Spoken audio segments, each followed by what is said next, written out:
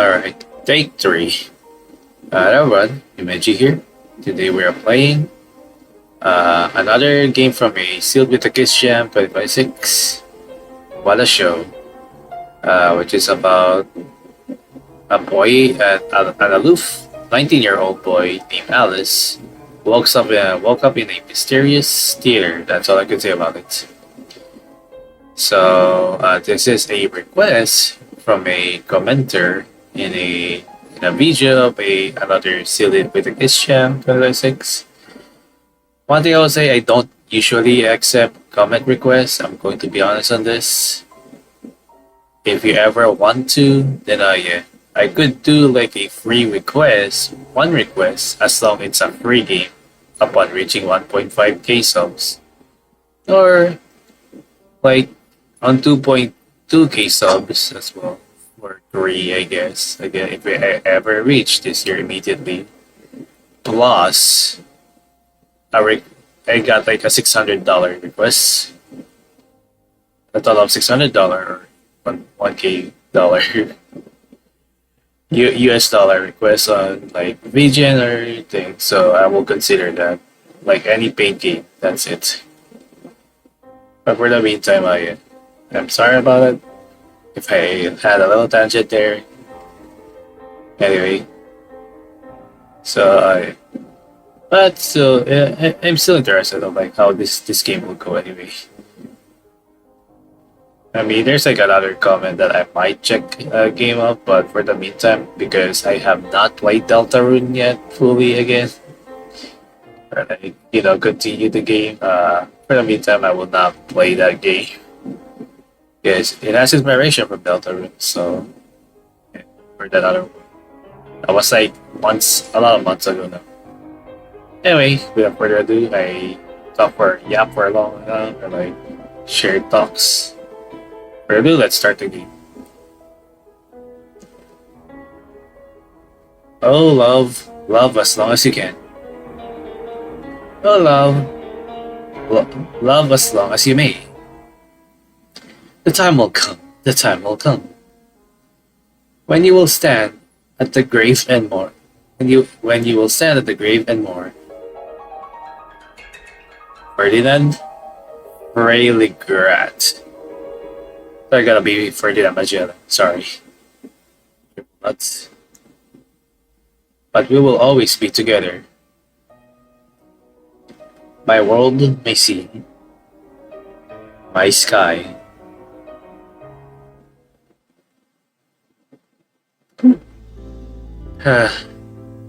What is this?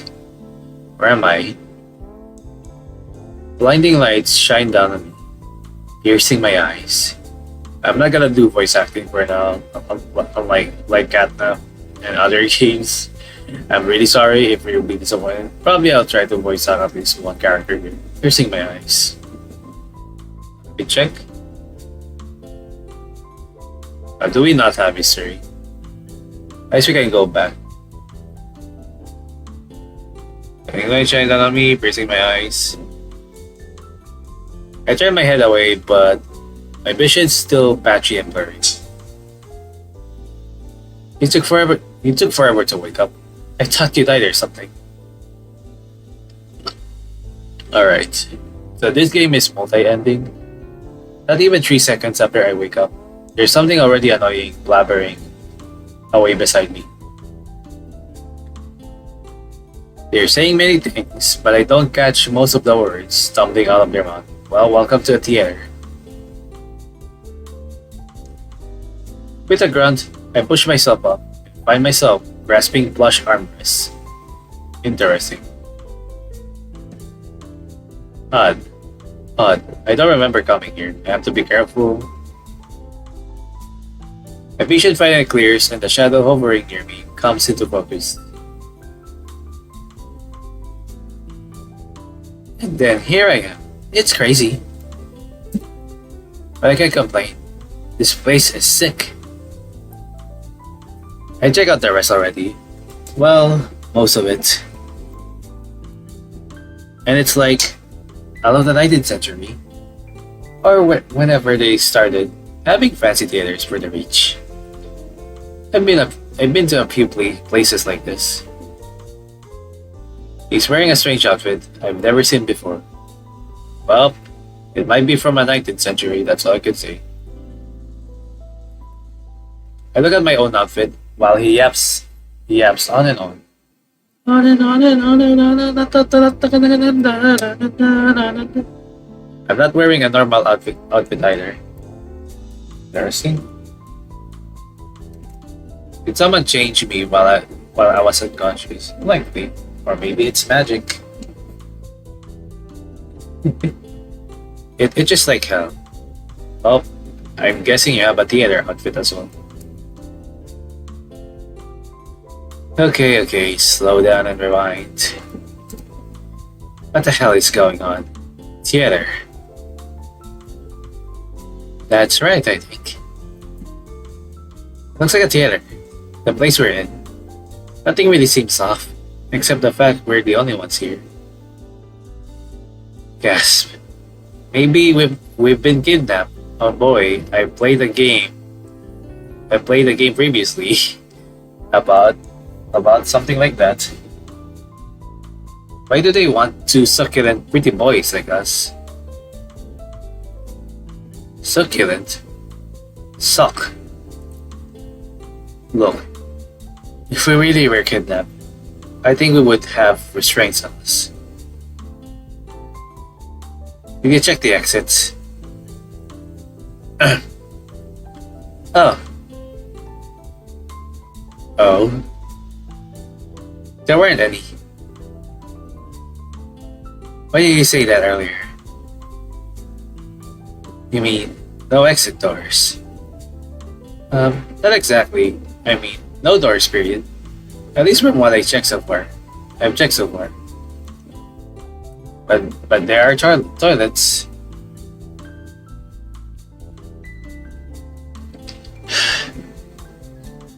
Can't have a cursed theater running without having to having a proper comfort room. And you aren't panicking. Well, reminds me of a certain boy who cross-dressed recently. I kinda thought I just didn't notice them. Or they're hidden away. Don't blame me. I didn't have enough time to search the rest of the floors. Hey. I ran around trying to find the staircase to the other levels until I almost passed out. And I saw you waking up, so I had to rush back. You try that. No thanks. I'd rather not be stupid. I stare at the ceiling. It's painted intricately, like it's out of the Renaissance, so I can tell what's being depicted. Two milkmen go comedy, I guess. A large crystal chandelier hangs from it. Unfortunately, what the boy said is true. We're in a theater. In front, the curtains are drawn. The show hasn't started. If there's a show at all. I look around to see whether there really is no one else. Hoping to find a cleaner or any sort of worker present, but... Hey, glasses. What's your name? Alice. Yours. Alice. Like Alice in Wonderland. Haha. Mine? Gongaga. It's funny thing, but it seems like I forgot. Huh? You forgot? It's your name. Even though I snap in disbelief, the boy's admission triggers memories. No, that's not right. It's more like realizing the lack of certain memories. I know I have a name, a family, and went to a school, but all the details are pretty vague. Okay. Most of all, the person I love most has been almost entirely erased from my mind. I can't even remember their face or their voice, but I still feel their warmth. Triple Lutz. I have someone like that. You look strange. What's with the frown? You're one to talk. Hey, that is all my spectacular fashion sense. Don't know. I didn't choose my outfit, but it's my style. Eh? Do you remember your life? What you're saying? Your life. Do you know anything about it? Literally anything about. Now that you mention it, no, not really.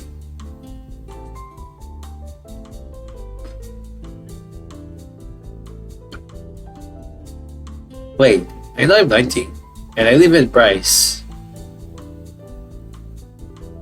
But you wouldn't know it. It's some dingy far off town. You talk like you're from the city. I'm sure you recall where you grew up. I don't, but I'm that age too. I can't believe I almost forgot my own age. How embarrassing. Wow, twinsies. I don't think. Too bad I don't remember my birthday. Maybe we're actually brothers from another mother. No. Don't put that thought in my head. Meanie.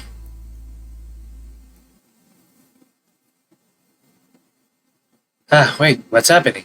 Well, let me save here then. First point. Suddenly the lights dim and the curtains open. There on the stage. Greetings, gentlemen and gentlemen. Welcome to the show of your life. Was a rather eccentric looking man. I wish there's like a history of these, so if in case like I accidentally fast forward, you need me to repeat that music again. Eccentric looking man. Alice, who is he? I thought there wasn't anyone around. Beats me. I am as clueless as you. The man points to the boy next to me. You there. The one who looks like a clown working at a candy factory. Eek! Oh god, I can't believe I'm using that voice again. The Lamia PGR voice. The voice fingers wrap around my arm and dig into the flesh. I don't know why, but something about it grounds me a little. The pain, maybe. I can tell. Oh my god. Sorry, I'm late. Okay, it's a middle of morning. So, I'm always... Acting like a chicken, aren't you? Well, you should be. Because, congratulations. You're dead. I'm dead. And I'm not. You too. Damn it. But I don't believe the man right away. I feel alive. My skin is warm. My heart is still beating. And what is this place supposed to be? Supposed to be anyways? Purgatory. Just gotta guess that. The afterlife. Nah. I've always thought there was nothing. Following what's most logical. Did you know brain activity continues after that? Did you know that brain activity continues after that? No. Yes. During those moments, this is where you end up. Why? It's simple. Elementary, my dear.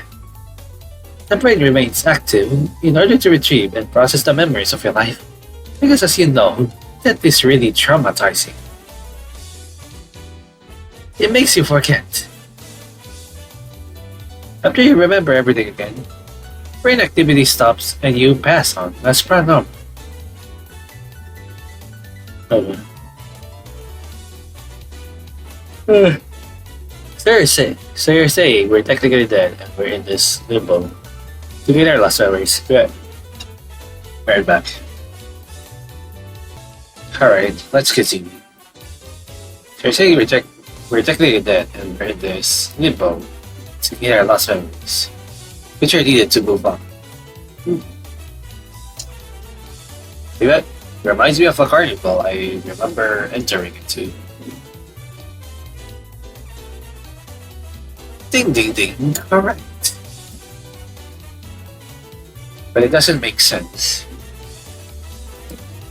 Nothing makes sense, dear Alice. That was my name. Did he overhear me when I told it to the boy? You're suggesting everyone ends up here when their heart stops. That's impossible, since hundreds of deaths occur every minute. Yet no one's here. So where's the other people?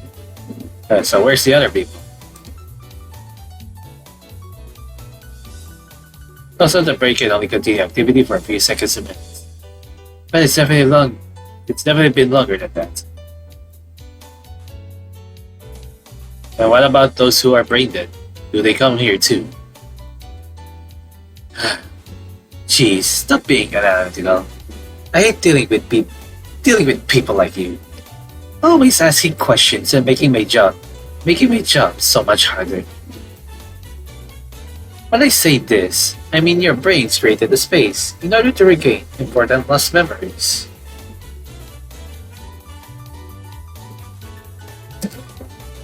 Everyone experiences this process in their own ways. You two just happen to make a theater where time flows differently. Interesting. What's so hard to understand? And the brain dead people. Do we really need to ask this further? Death is only traumatic to a brain which can experience it. They don't need this process.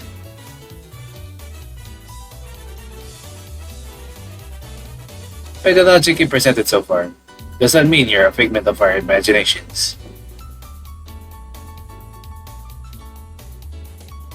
Can't you imagine dealing with people like me and having a job doing whatever this is? God, you're so annoying. Do I really have to explain everything? Yes. Because I'm a... what was it? What was the genius one? Judy? I don't know. I think that's not the right term. Oh, fine. I'm sure you've heard of the Hatman phenomenon. People report seeing the same shadowy figure during sleep paralysis or drug-induced hallucinations.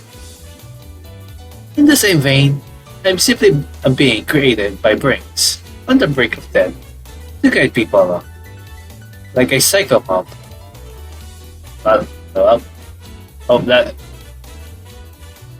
That's an interesting word. Maybe one day we'll get to that. Now enough questions. I'm sick of them. You're giving me a headache. I need a break. Ciao. Hey, wait a minute.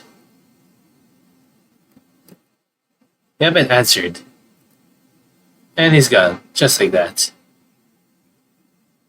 Well, they're going to take their bioflu now. I sink back into my plush seat as the boy's fingers slowly peel away from my now red skin. He hasn't said a word so far. Frustrated, I look at him. His eyes go large. Those eyes, they're truly a strange shade. It's like staring into a swirling galaxy. Alice, I pull myself together. Is what the man said really true? Are we dead? I don't know. His logic is all over the place, but at the same time, nothing else explains our situation.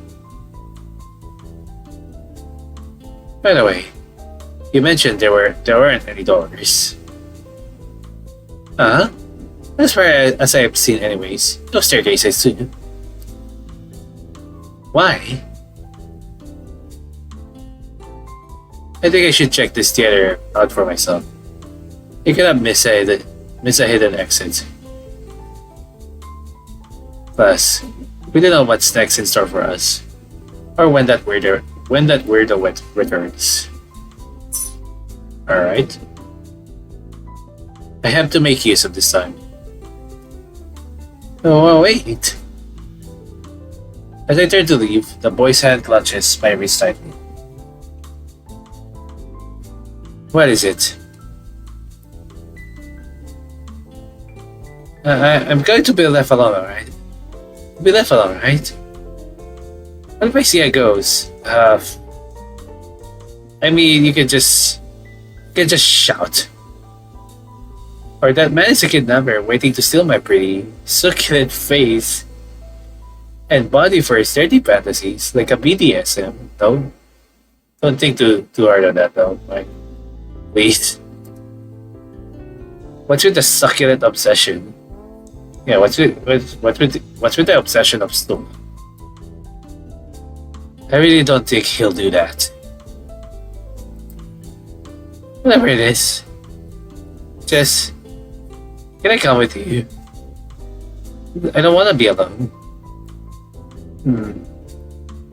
With him around, I might not be able to concentrate, and the thoroughness of my investigation might be hindered. But at the same time, is it alright to leave the boy here? So I don't think he's any more safe with me. Well, time for choices, isn't it?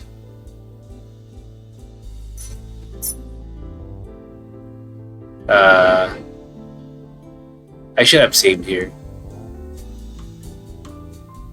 So I'm just gonna try. Can I save here? Yeah, I can, thankfully. Okay. Hello everyone, Reggie from the future here. I will let you know that this other choice will not be available until later part, because for whatever reason this option will be gone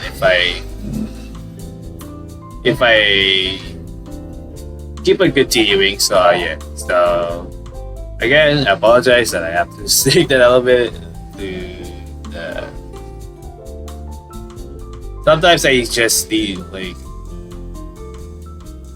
to check every option available immediately. So yeah, you can tell this already afternoon at this point, but no worries. Again, I apologize. I think I should have checked this option first. So yeah, because later on I cannot check this option anymore for whatever reason. So yeah. Anyway, let's check this out first before I let you continue to the part I played where I played this first, of course, or my first run. So yeah, let's check this out first. Sorry, I want to handle it alone. Sorry, I want to handle it alone. Really? Okay then. Sure, you won't change your mind later. Positive. Okay. I just wish there's a history, so I don't need to if I miss, because I did accidentally skip that dialogue later, as you'll see later on. But positive. I guess if you're not sure, I'll just wait here then. But don't take too long, okay? I don't want to be left dealing with the crazy guy. Okay? While it looks huge, there isn't much to explore, or can be explored, to be precise. The more I walk, the more I understand what the boy meant when he said he couldn't find exits or staircases. So this is the same dialogue. I read this before, but I will still read it anyways. It's not like they're been boarded off and can be broken into. There just isn't any. Where doors are supposed to be, it's just a flat wall. The only exception is this long hallway leading to a washroom. The washroom itself is small but fancy. And while there are dress circles and gallery seats, which look like they form at least 3 more levels, I can figure out how to access them. No way I can climb the pillars either. So the next thing I do is look for trapdoors on the floor and hidden doors in the wall. But sadly, I come up with nothing. Shite. Could it be true? What the man was saying? No, it has to make sense somehow. Logic applies to everything, even this building and situation. No, it's PG game logic, which also involves fantasy. You're into one right now. I just have to figure it out. To clear my head, I return to the washroom. Cold water flows down my fingers and palm as I place my hands under the running tap. I refuse to believe that this body of mine is supposedly dead. The sensation of coolness is something I still can feel. Everything feels too real to be a fantasy or a dream. I splash water on my face. My skin prickles from the cold. It's a sign of me being alive. I'm sure of it. Nope. Oh, but it's not.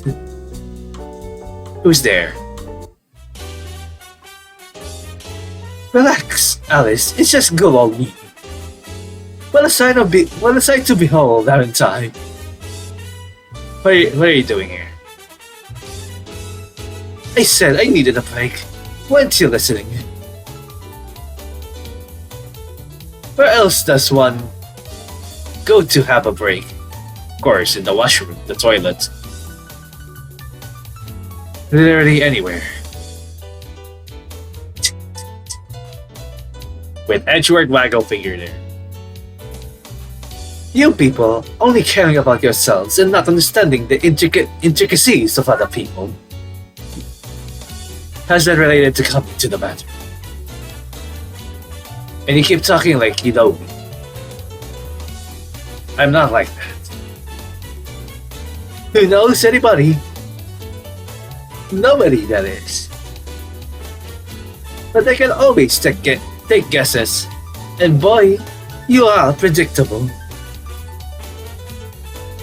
I try to wipe my dripping face with the hand towel provided, but the man snatches it away before I can reach it. What's wrong with him? Hey,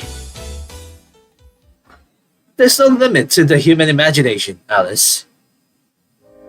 Let me ask you, do you know how this towel feels? What in the world is he talking about?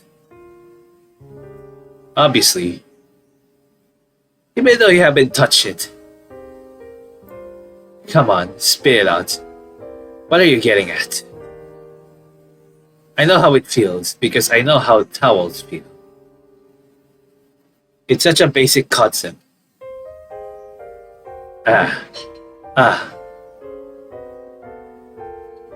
Realize it yet? The coolness of the water is just my mind replicating a sensation I've experienced before. And so this theater, it could be a new scenario made by merely combining and manipulating existing memories and sensory experiences. Dreams form that way. The logic is not too out there. Is this all really one huge elaborate dream then? The man tosses the towel in the sink with a flourish. You could say it's a dream, If perceiving it that way helps you process your situation. Wait a minute. Is he reading my mind? Reading is correct, and everyone else can do it too. You should really hide your thoughts better. Everyone else is in, including the other boy with me. Everyone else except you and him. But that's not the important bit. What? Is he actually serious or just pulling my leg? I really can't tell with him. Does he actually basically read my thoughts? Let me try. Okay. Hey, slow down. I can't read that fast. Here you go. Well, it's kind of wherever. Okay. Neither can they. Oof. Thinking so fast makes me dizzy.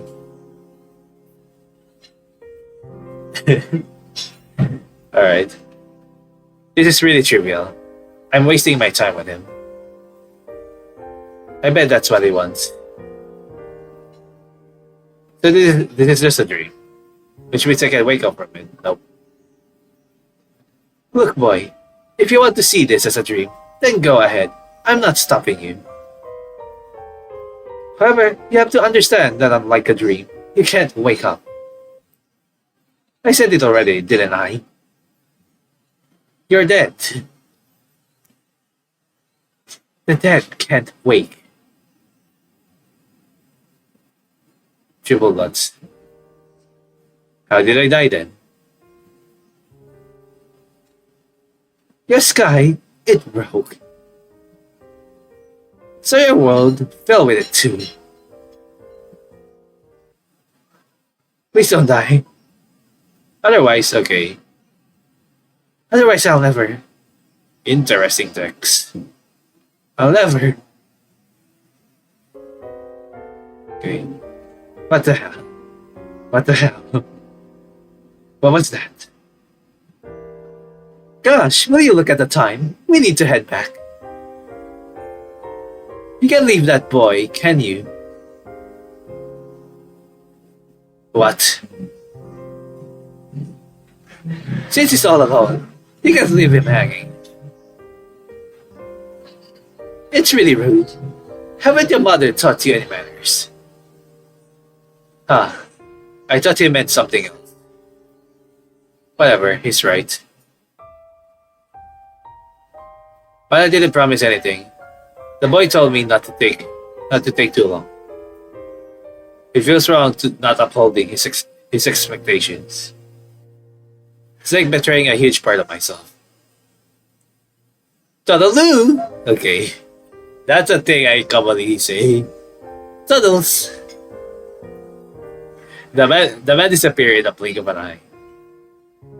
After he's gone, I take the towel he threw and hang it back on the rack. It's fluffy as expected. The moment I step back into the main area of the theater, the boy flings himself at me. My heart skips a beat. I catch him. You're heavy. And too close. You came back. I was so scared. I keep hearing weird noises and it trembles in my hold, like a cold, frightened mouse seeking the warmth of a candle. He almost sounds like one too, with his tiny shrieks and all. There, little mouse. I'm here. Eventually, the boy unsticks himself from me. I have a feeling this won't be the last time. So I'm not particularly disappointed. I wish there's a history here. So let's go with the upper ones. Just don't be a bother. Just don't be a bother. Phew! Thank God. And thank you so much. I promise I won't disturb you. Eh? We'll see about that. While it looks huge, there isn't much to explore, or can be explored to be precise. The more I walk, the more I understand what the boy meant when he said he couldn't find exits or staircases. It's not like they've been boarded off and can be broken into. It can be broken into. There just isn't any. Where doors are supposed to be, it's just a flat wall. The only exception is this long hallway leading to a washroom. The washroom itself is small but fancy. And while there are dress circles and gallery seats, which look like they form at least three more levels. I can't figure out how to access them. No way I can climb the pillars, right? No way I can climb the pillars either. So the next thing I do is to look for trapdoors on the floor and hidden doors on the wall. But sadly, I come up with nothing. Strange Boy hasn't talked to me much. And I'm guessing it's because he's trying his best to keep his promise and not disturb.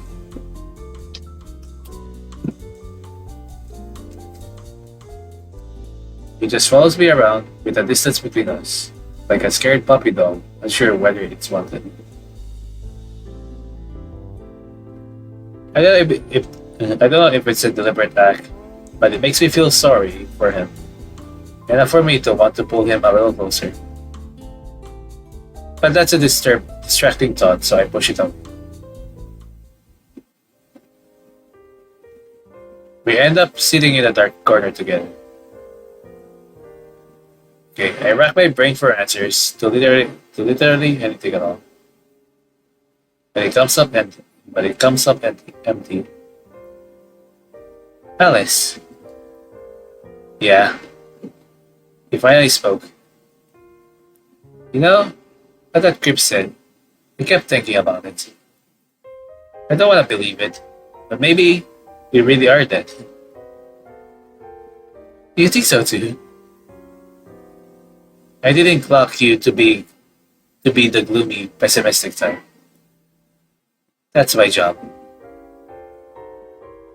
Gomenasai. Sorry. Nothing to apologize for. I mean, it's just... Maybe he's telling the truth. I don't remember much about my life, and I feel like a huge important chunk is... poof. Missing. And this entire theater.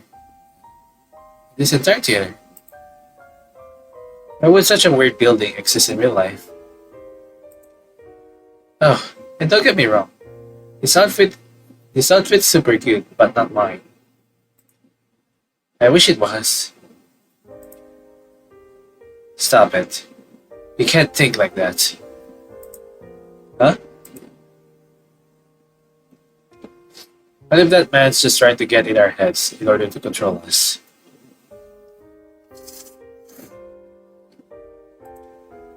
Okay.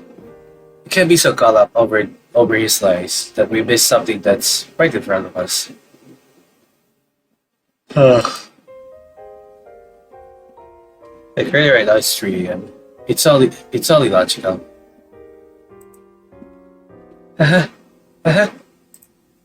What? Everything must be logical to you, huh?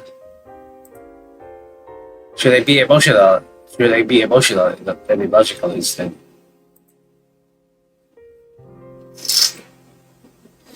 If being illogical means accepting this, then yeah. I think it's better, probably. The boy pulls his knees to his chest. And wraps his arms around him. Okay. His vibe has completely changed. It's compared to when I first met him. How so? Being illogical doesn't totally mean being emotional.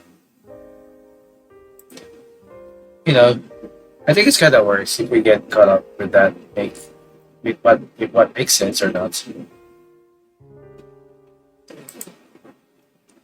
You get frustrated and angry. That's being emotional, right? But if we accept what's happening to us, everything will be easier to deal with, I think. And also reality about cases like that. I don't think it will be like also easier in any ways still. I don't understand. Like let's say you care a lot what about what other people think of you. Where is he going with this? Not to be perfect at all. But even if you try really hard, some people just won't like you no matter what. And you spend all your time and energy trying to figure out why. Isn't that a pretty miserable life? When you could be ignoring them and having more fun, being who you are. What? You talking from experience. Well, okay. It's just a super common feeling. I just wish I make the coffee right now. Like, takes effort right now. Really hard, at least. I think many people feel this way at least once in their lives. Don't you? Undeniably, it is a familiar scenario. But it's only logical for me to bother about what other things about think what other thing others think of me. Okay. It's impossible to escape social reputation and the repercussions of having a poor one. I don't say anything. So basically, what I'm saying is that we don't think about logic and just listen to the creepy man first. Then we figure things out as you go. Sounds good. His hand reaches out to lightly touch my elbow. It feels clingy, so I nudge him away.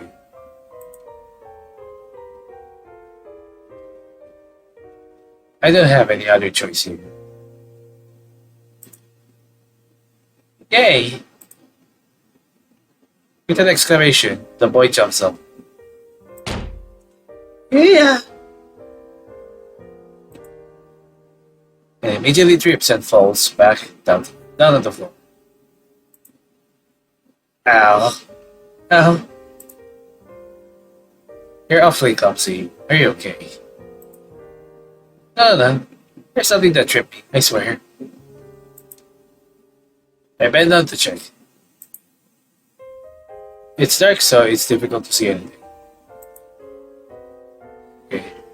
But as I feel around the floor, sure enough, there really is something there. It juts out like a hand. Hey, come look at this. Ow. My face hurts, my ankle hurts, everything hurts. Hmm? It's a trapdoor.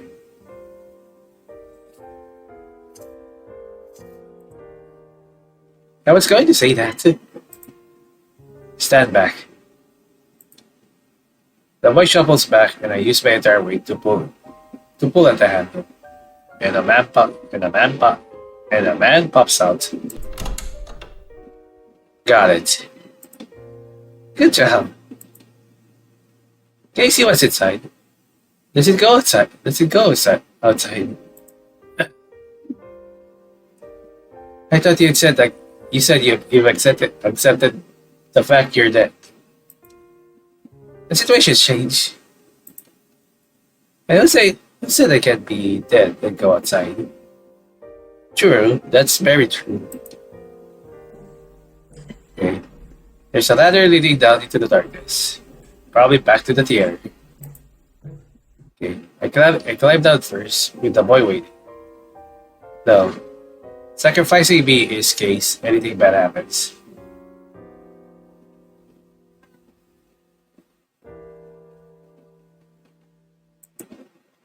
The climb itself isn't too long.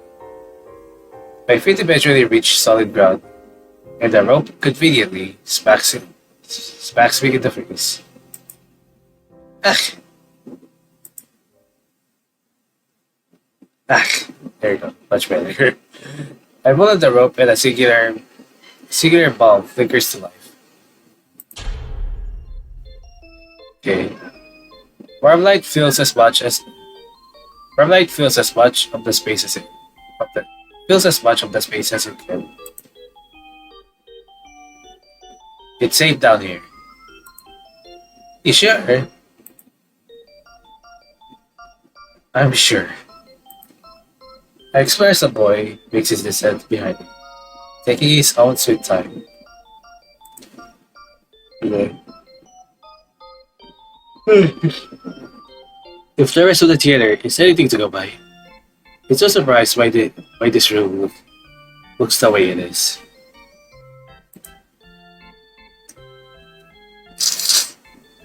Posters are plastered across the walls, and closets are pushed up against them. Random objects clutter the checkered floor. Okay. Most strangely, there are large ties everywhere as well. Some even stack on top of one another.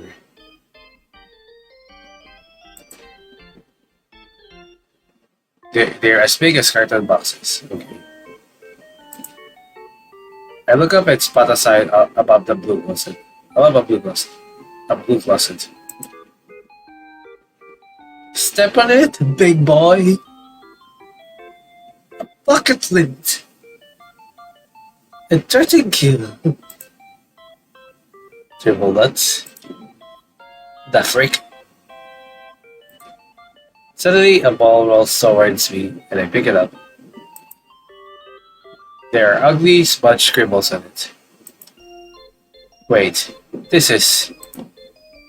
I recognize this. How the hell is this here? Well, welcome to the limbo. What's here? Show me. Sky finally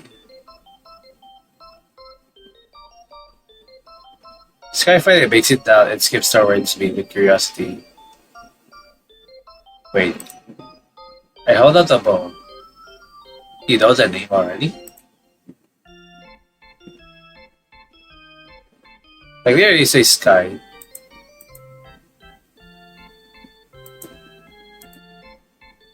I don't recognize it. Obviously not. It's because it's mine. Okay. I used to play sports since some of my friends convinced me to. But honestly, I wasn't really interested. This was a gift they gave to, This was a gift they gave me. Okay. I chuck it in the trash. In the trash later. As I talk, the memory returns to me naturally. How strange. Could this place be the secret to unlocking our lost memories? You're sure it's really yours? It could be a different ball. From the same product line. I flip the ball around to show him the scribbles. Look, here. They wrote me messages on the ball to encourage me to play.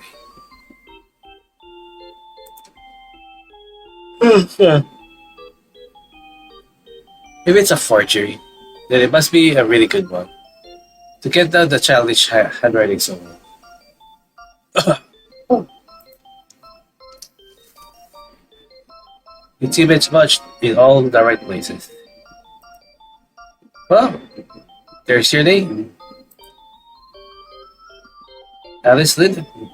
Alice Lyden? I'm not sure. Again, I'm sorry for pronouncing it wrong. But if you threw it away and it's here, does that mean... I hate to think so. There has to be a rational reason as to why it's here. No, purgatory. A stalker, perhaps. Possibly as well, but not entirely out of the question, though. Not entirely out of the question. Though I have to admit, it's still quite a stretch. Considering I received this on my 11th birthday, this ball has to be around 8 years old. It then found its new home in the dumpster a few weeks later. Okay. Why would someone go to such lengths to keep this for so long? Okay. My head thrums as question after question. Assaults. Assaults my already confused mind. Then amongst the chaotic thoughts, I recall what the boy mentioned about not thinking too much about it. For some reason, his suggestion is starting to make more and more sense to me. After leaving the ball with the boy, I continued to check the room. I opened opened the closest closet, and instantly, heaps of clothes fall out, almost burying me under. Alice! Coughing from the dust, I free myself from the messy pile. The boy jogs over. Okay. Just as I pull a puffy pig jacket off my shoulder, he gasped. Wait a minute, that's mine. All of these are. He squats out to dig through the pile. But I gave that poofy pig one away. This one and this too. What are they doing here? Do you know who received it? At first we dumped them in some local donation drive because they were getting too small. Sniff. Hey, I just remembered that. Alice. Immediately, I checked the other closets. More clothes, presumably the boys, based on how gaudy and childish they are.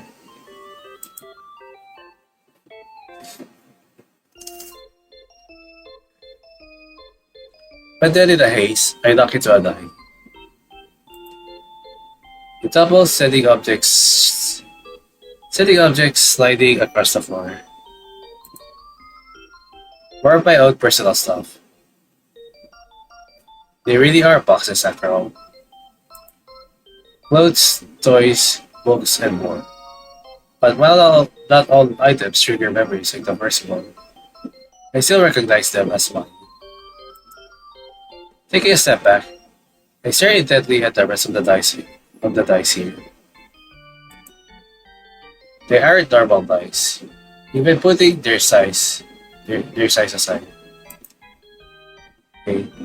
Each have 6 sides with strange playing card markings representing numbers.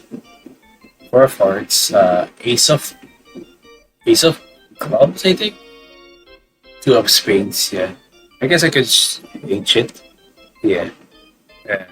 2 of clubs and then 2 of hearts. They don't follow the usual number marking style of both dice or cards exactly, but based on the pattern. The numbers are at random. They are years, starting from our birth year. As I search through boxes near to the current year, I noticed they're much less full. They don't trigger memories as frequently either.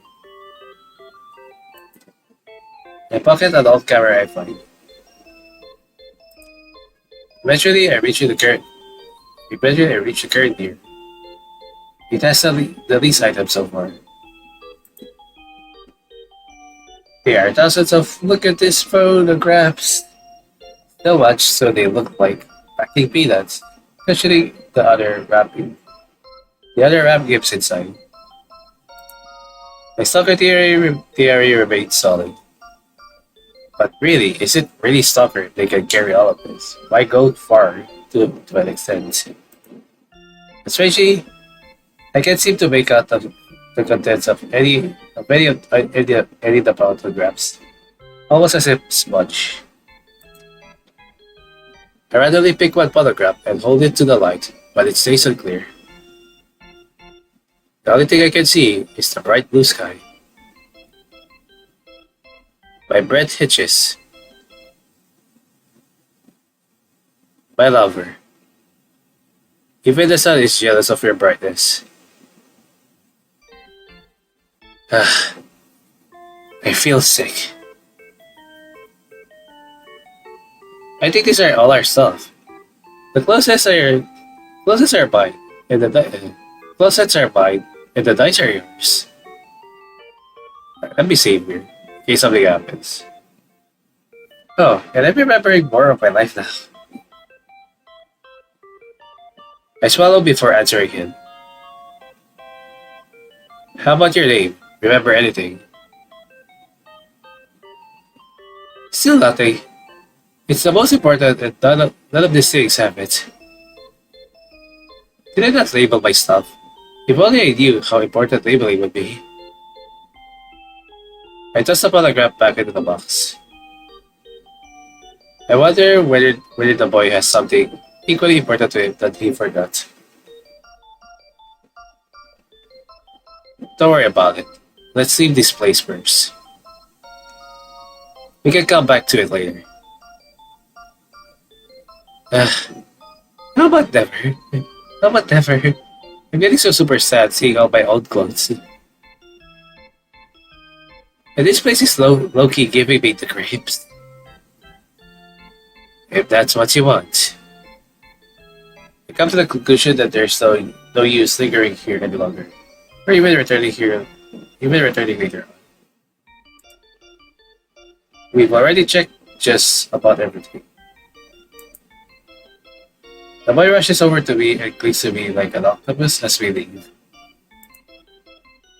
I suppose the feeling is nice. It's more than nice to be dependent upon. But something about this behavior rubs me the wrong way.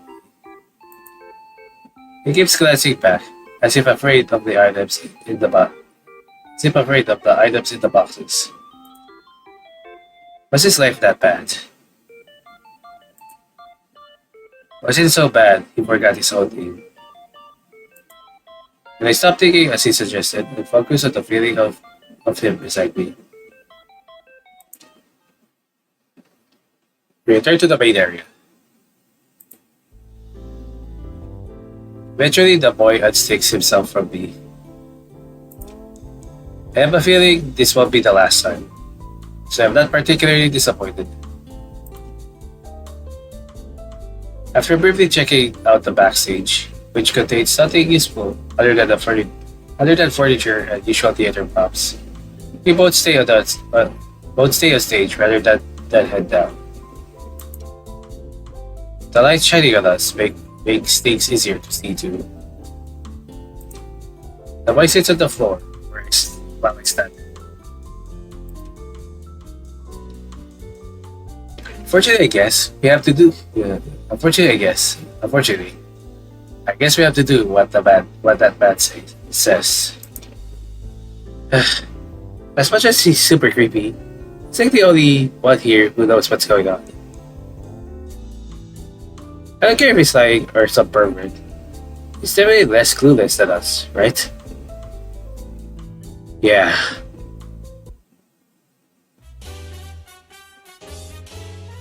Hail, fellow well-met. Can you stop with the sudden entrances? Well, you gotta appreciate the dramaturgy, you know. Hey, you.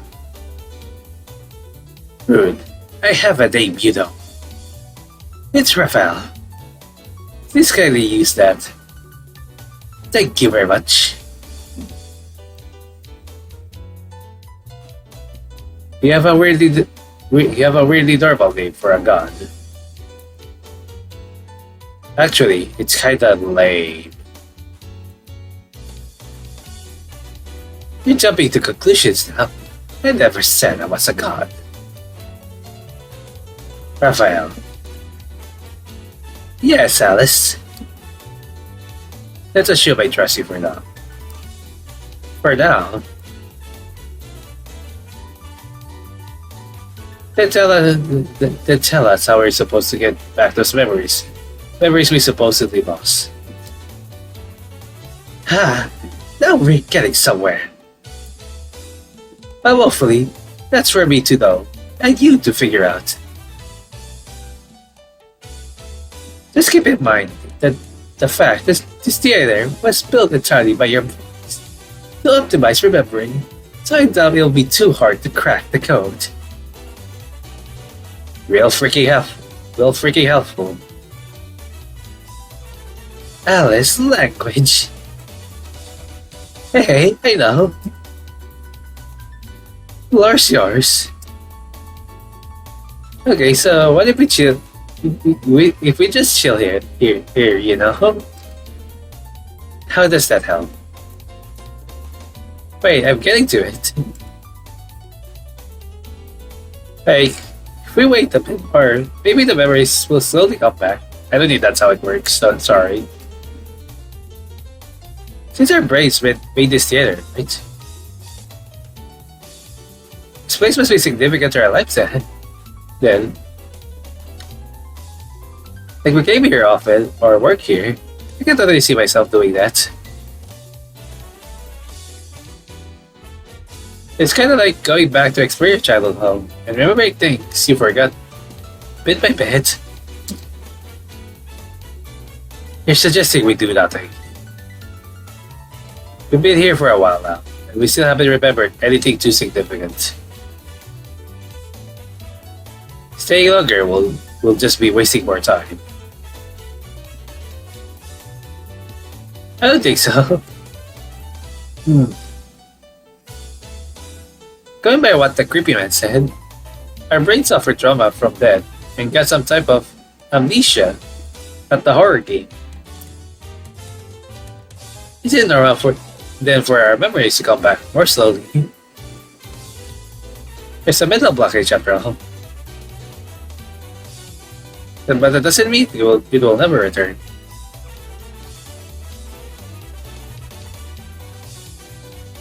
Just give it time. Take it easy. It's not like there's any rush, right, Mr. Cripster? I have a name. And to answer your question, I suppose there isn't.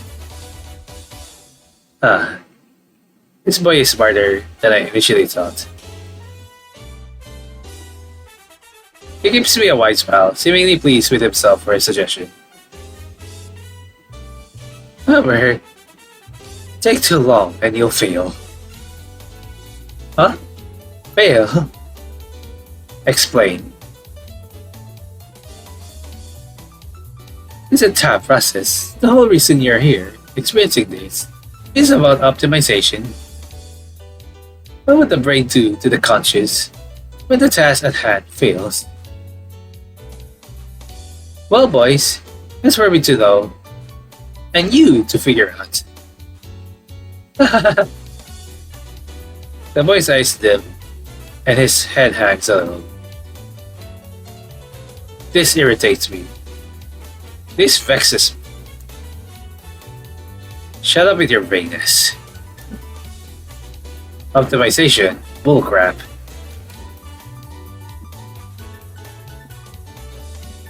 If the brain is truly is trying to optimize, why are you not optimally helping us?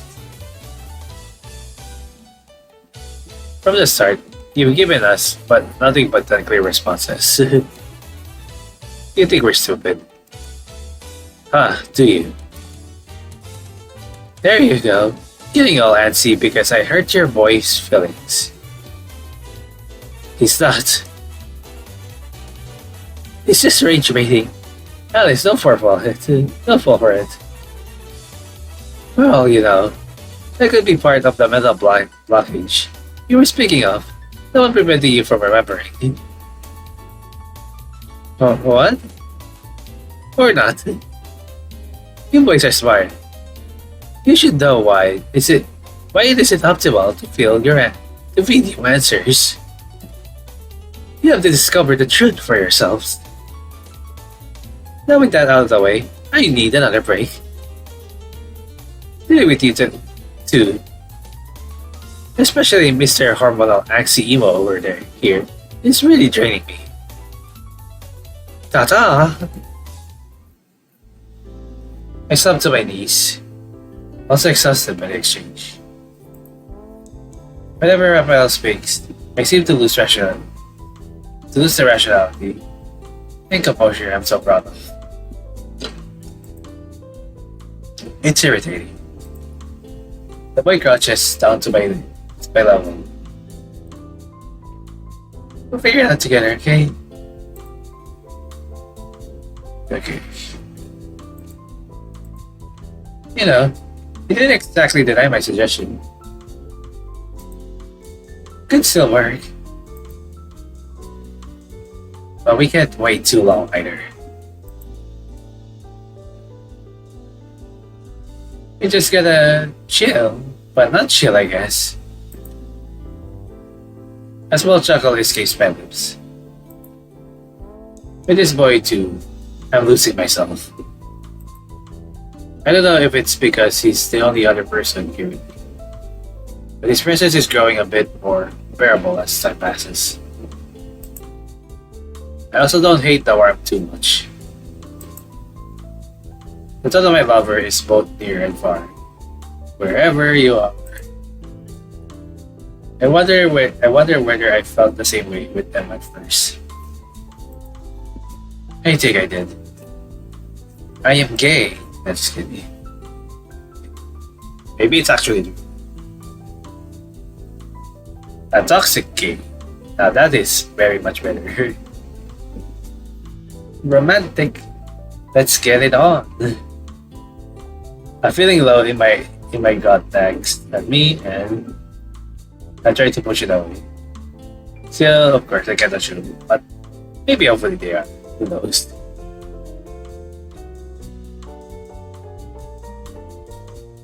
And I try to push it away.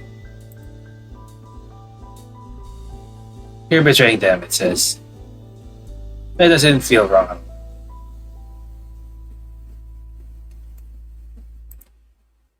Love is strange at me.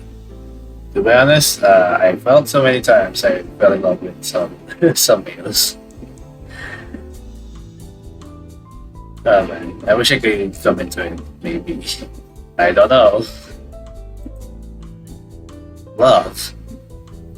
Come on, do it. Alice. Right to Alice. I keep spacing out.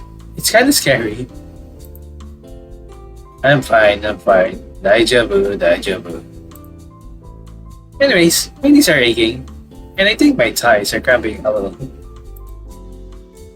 I've been crouching too long. What are you, an old man? To be honest, it does feel like old man already when you reach 18 years old, you know. 18 plus. You know, I'm still young and succulent and beautiful. What's with the suck? Okay, this succulent gag is really getting boring. To be honest, that is also true. Because like, what's with the suck? Sweeping imaginary dust off my shoulder. On my shoulder, I stand up. I hold out my hand for the boy, and he happily takes it. Kiss, now kiss. I pull him to his feet. I don't feel like letting go, but I do. Dance and kiss, come on. How about a show? What a show! Oh my god, I title dropped. A show? A show? There's only one thing a theater is for. Plays, performances, those sort of shows. Action, camera, lights. Lights, camera, action, the drama, the backstabbing. If we reenact our lives through a show, we could retrieve our lost memories faster. It's a classic encoding. It's a classic encoding specificity principle. Our environment and mental states are similar to when the information was first encoded. We'll retrieve them much faster. Again, I'm a non-binary, so I could be gay as well in any case.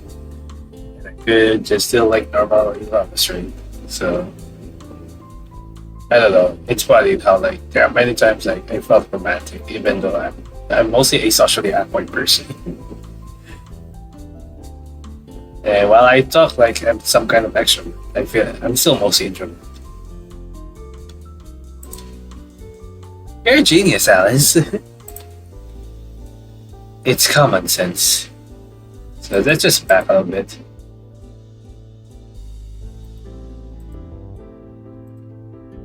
But hang on, wouldn't it take forever to perform a show about our lives? I love shows, but that's not speeding things up at all.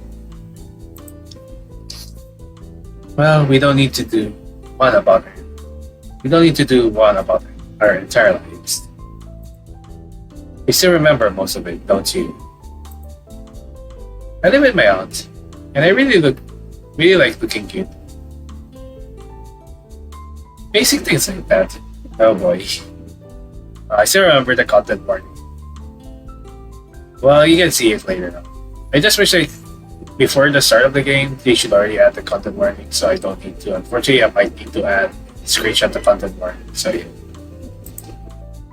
yeah. Except my name. As I can't seem to remember anything recent. There's a big gap. Same for me. Maybe we should focus on regaining those memories. I have a feeling that remembering our debts will lead us forward. Or this for good.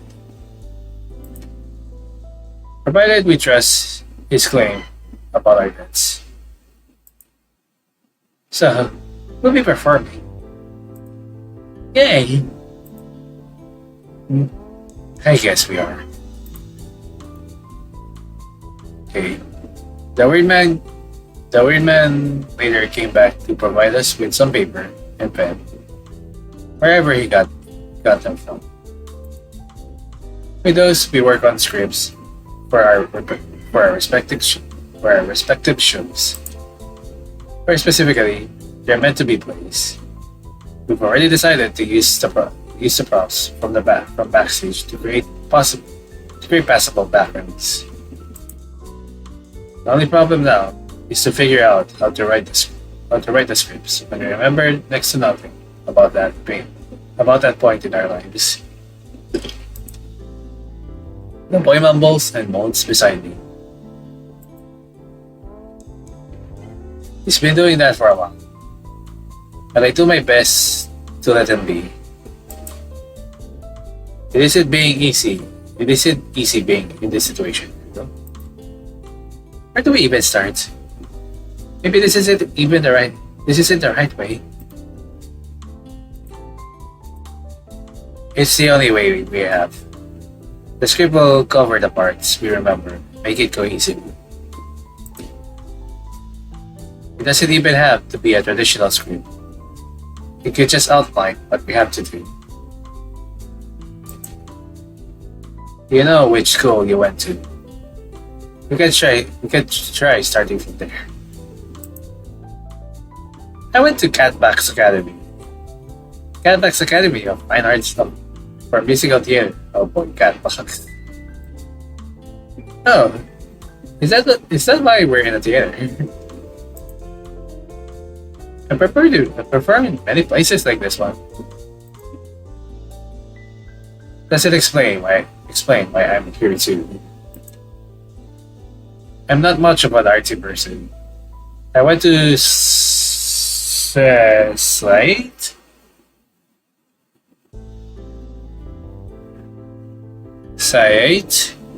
University for their information systems degree. I did enjoy my time from there though. Slate? That's suddenly prestigious.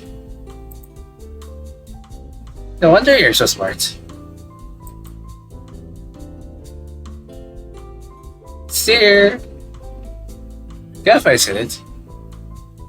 Feels far, but it's actually kinda close if you walk using a certain path. We share bus stops. We did. Not like you would know. You probably have a chauffeur to drive you home. I see those often too. Super expensive cars. My friends were jealous. It's why there are rarely any side students at the bus stop. They're too rich with they're too rich to mix with the brokies. As the boy yaps on, memories begin to trickle. I think I do recall seeing Kappa students from time to time when I rode my bike to and from university. Then another memory hits me. Uh, my lover. I used to ride them around after school. Their arms wrap around my body. My body, their cheek, press against my back. I was so happy. And the mysterious lover might be the boy. Why did I die? Toxic love? You're doing that weird space out thing again. Are you even listening to me? Oh, yes, I just remembered something important. The boy's eyes widen and he immediately shuffles to my side and leans in. He's a bit too close for comfort, but pulling away feels wrong as well. Really? Really? Local? What is it? This could be a breakthrough. I don't know whether I want to be too familiar with the boy. On one hand, but keeping this to myself could lighten the load for me in a sense. But on the other hand, I don't feel comfortable sharing something so personal with him. I hate being vulnerable. What if he makes fun of me? What if sharing important memories might harm me down the line, like an every man for himself situation? I need to think this through carefully. Choices. Alright, we'll go with the possibly right choices first. I think I might showcase some bad endings soon. Or like the other endings. Nothing much, just a memory of my love. Nothing much, just a memory of my love. A lover? You had one. You? What are you acting so surprised for? It's just a little hard to believe. Since you're so... I dare you to finish that sentence. I dare you to finish that sentence. I think that might be another. I forgot what I was going to say. Must be the detonation kicking. To be honest, his words sting a little. I feel a bit foolish now with these swirling feelings inside me. It can be love, likely annoyance and a desperate, or affection because of this stupid situation. But this is all over, assuming death really awaits me. I'll return to my lover in my next life. I don't know, this might be it. I know what to do with replacements. So, what's your memory about? Riding a bicycle together under the sky. I was the one who brought them to school and back. Must have been nice, huh? It was. Man, if only learned how to ride one. A bike, I mean. And it would be super cool like you. Sweeping people off their feet and riding into the sunset. Okay, my heart stumbles over the word cool, but quickly recovers. Okay. The boy staring at me with shining eyes, and I feel my cheeks warming a little. Damn it! Why am I so weak? Because it might be your lover. People, I only had one. Well, you're still sweeping someone off their feet, aren't you? And you look like you love them a lot. Tell me, what are they like? The manage to warm someone as cold and icy as you. If I'm being honest, I don't remember. I only remember the love I feel for them. Shite. Pretty pathetic. What kind of idiot forgets their own lover? They must hate me. Pathetic? Why? It's that amnesia's fault. I'm sure no one willingly forgets someone, I suppose. Someone so important. How about you? Do you have someone?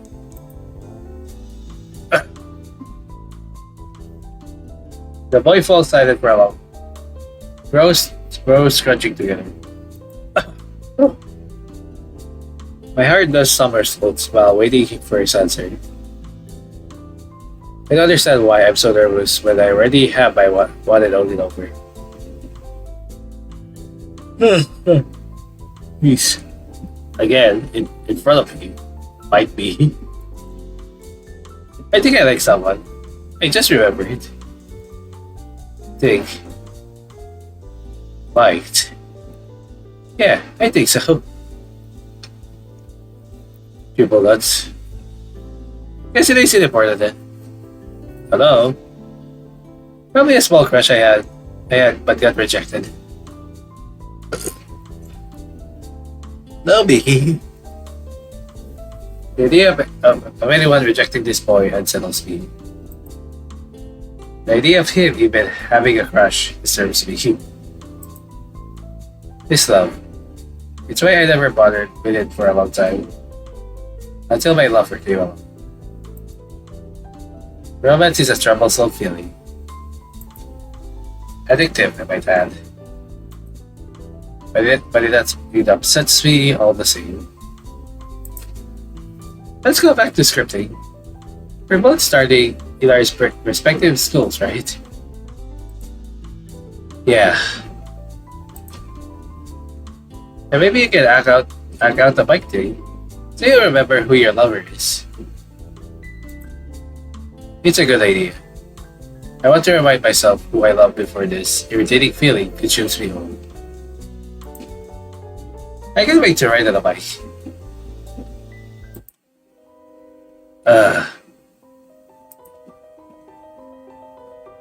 My head suddenly dizzy, and my heart's going a mile an hour. That line. It's too familiar. Why? Because it's your lover. I shouldn't be. I need against a prop chair to stop myself from fainting. The boy doesn't notice my irregularity. Good.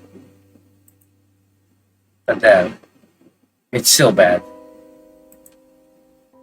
If this is the effect he has on me, just from saying a few words, from just suggesting riding a bike, imagine if he actually acts with me. No, I can't let that happen. I still myself before speaking up. Huh? Who said anything about you joining me? But I thought you need someone to play your lover now. We're doing separate plays. This means acting alone as well. Then I'll figure it out. Okay, so possibly it might be not right to speak about like the lover. But we're supposed to work together.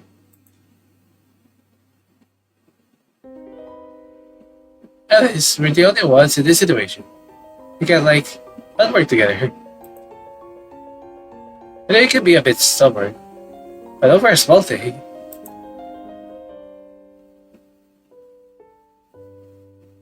You need someone to help you remember. It'll be hard if it's just I don't know. If it's just emptiness behind you. You need that human warmth to jog your memories. I can totally super do that for you. It's no big deal. Why is he so insistent? Why the freak does he care? I just don't want you playing as him, okay? Why not? Because obviously, I don't like you. All you've been doing is annoying me, being so goddamn clingy and dependent. Have you considered how I feel? I did. I wasn't doing it that much. The entire time. Of course not. In fact, he's probably not clingy enough. There's a bittersweetness between begging for the boy in front of me, pulling me to him. He's the one. He's the one. He's the one. He's the one. But I'm not going to let my heart sway from the only one who has it. No matter if they're with me now or not. I will return to them. Duh. So, just let me do this play alone, okay? The boy's eyes shimmer and swirl with brimming tears. Then he quickly turns his head and hops like a petulant kid. And then I won't let you watch my show. Fine with me. But it's a private screening anyways. Okay. I have to close my eyes to prevent myself from seeing the boy's face as he sulks off backstage. I have to control myself. Yet it doesn't feel good at all. I wonder why. Even if the answer is screaming in my face. Alice. I don't want to hear my name out of your disgusting mouth. Then why are you so close? Go away. You really are as mean as he says. I bristled and opened my eyes to glare at the man Raphael. Leave me alone. Try to be an emo boy now. Emo boy now, are we? Don't. It doesn't suit you anymore. He says I'm mean. You told it to your face. I mean, you talked to him. Well, don't get possessive now. Save that for later. I realize he's trying to get a rise out of me. Just as the boy mentioned before. So I calm my breathing before speaking. I'm just asking if you talked to him. Nope, I wouldn't dare do that, would I? I just saw him muttering things to himself like a poor lost soul. Like a poor lost soul, there you go. What did you ever do to him? Hmm? Nothing. I just said we're doing separate plays, and I don't want him acting with me. What a strange choice. Don't you want to stick with him? Your fate it depends on your cooperation. My decision is fine. If you say so. Just don't blame me when you fail. Then with a bow, Raphael disappears behind the curtains. What a weird guy. If possible, I never want to interact with him, ever. I stare at the script I have. It's almost half finished as I already have a plan. How much has he read it? He's probably sighing and potting right now and needs my help. No, he needs me. But I don't need him. What a pain. Finish my script early. The boy has yet to come back from wherever he has gone, and I don't bother checking up on him, even if something at the back of my mind nags at me to do so. He'll probably come running back when he's done. He's that sort of clingy anyways. I know it. Instead of waiting for him, I decided it's a better use of my time to set up the stage for my show. I realized halfway through scripting that it's best we only do one performance with no practice. This way we're entering those past memories for the first and only time, so the impact on remembering will be more powerful. I wonder if the boy realizes too. I know, do you realize it too that you might need help? As I head backstage to find props to use, I notice he's not here despite walking in this direction earlier. It is takeoff. Is there an exit here I didn't find? I push those questions aside and look at the available props.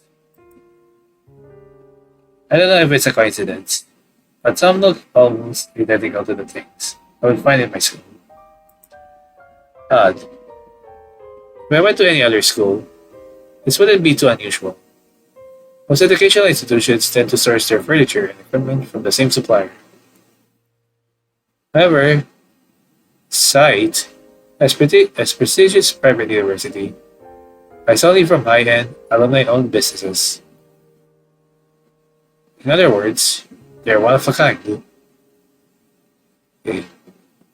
The seats in my lecture hall have the have the university name engraved at the back. I bent down to look at the similar looking chair here. Sight. There's even a large dark stain covering half the cushion. This is from when some idiot spilled their drink next to me. This is my seat. It was made for me. Everything is making less and less sense. Even though we agreed to follow what the man said, it's still a hard pill to swallow. So I ignore the implications and pick out some other things I recognize. Okay. A bag that looks like mine, and a can of coffee from a brand I'm loyal to, both empty, like someone's soul. I shove the can into the bag, sling the bag over my shoulder, and prepare to drag the chair on stage. I don't know why I felt like I rapped out a little bit. And before I leave, I give the backstage another sweeping gaze to make sure I've got all I need. The other props are not familiar to me, mostly consisting of typical theater stuff. Then my eyes land on something tucked away. Okay, there's a sheet covering it. I instantly recognize what it is. A bicycle. Nice. My bicycle. Ladies and gentlemen. Oops, there's no one here. Or is there? In any case, we'll just skip all those boring parts, yeah? Keep your phone silent. No recording, blah blah blah. Those parts. Rafael voice booms with no mic. Even from the backstage, I have to cover my ears to prevent my eardrums from shattering. It's almost as if his voice is able to reach into to the very back of my brain. Now, now then, for the moment you've all been waiting for. The curtains open with a deep breath. I step on stage carrying my bag. My eyes scan the empty audience for a few seconds. I'm expecting to see the boy seated there. But there truly is nobody watching. Rafael is also nowhere to be seen. The stage before me is crudely prepared to the best of my abilities.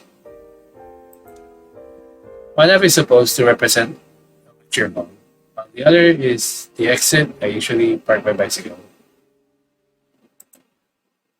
It's beyond pathetic. What the hell am I doing seriously? And to say the show is awkward is an understatement.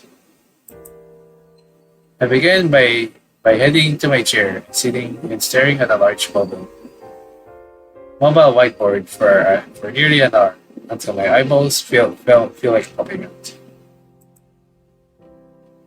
The idea is that I'm mimicking the last lecture of the day. Maybe I'll remember a friend sitting next to me. Or a meal I'm going to have. Anything really. Triple dots. 4 dots. 5 dots. Nothing. Absolutely nothing.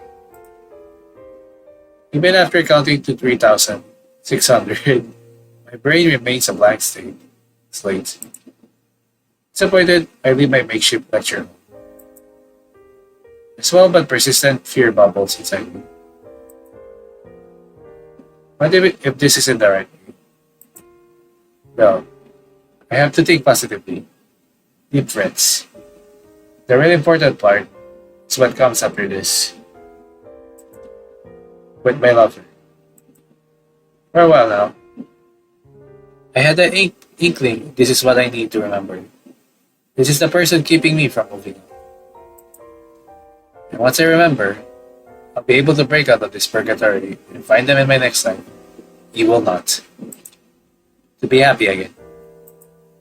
I stop right before my bike. Alice, wait up. My heart stops then. I jolt and whip around instinctively. Well, that's no one. I don't know whether to feel disappointed or relieved.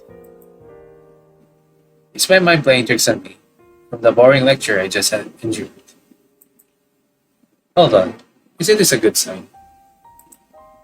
I'm recalling. I'm on my bike slowly, staring over my shoulder as if waiting for my mysterious lover to miraculously appear and sit behind me. All I see is the rest of the stage and the empty audience. I can almost hear crickets mocking. Finally, I push up on my bike. It's really embarrassing to ride around in circles on stage, and I have to suppress a flush.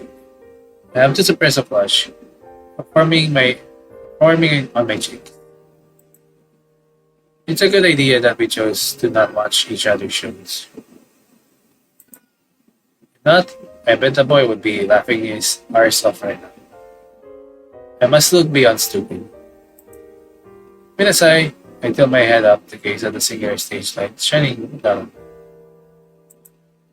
It's like the sun. It's like I'm looking at the sky. My beautiful sky. Crash. I find myself sprawled on the floor, face down. It's just a beat. Like the bicycle beat. A dull pain gnaws on my forehead. chin and limbs as I regained my bearings and got back on my feet. Shite. It hurts like a motherfucker. My bike lies slightly bent a few meters away from me. Turns out I crashed into the lecture hall chair while busy staring at the stage light. And worst of all, despite all the hassle and pain, I have yet to remember anything significant. Suddenly, applause resounds around me. But the audience remains empty as ever, and I don't remember preparing any such audience.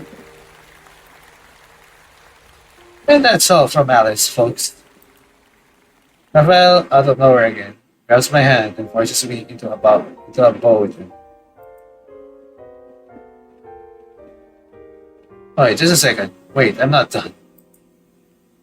The curtain snap closed and I collapse in fatigue almost instantly. I don't even have the energy to protect about my show being cut short. Shite. Why am I so exhausted? It's just a short performance. I barely did anything. But for some reason, Rafael doesn't let go of my hand. But before I can ask him about it, he yanks me off stage. Quicken your exit, boy. Like quicken your exit, boy. You're not the only one who has to perform. The audience is just dying to see the next show. Yeah, it's also big, so I have to be careful, and I don't want to speak very loud.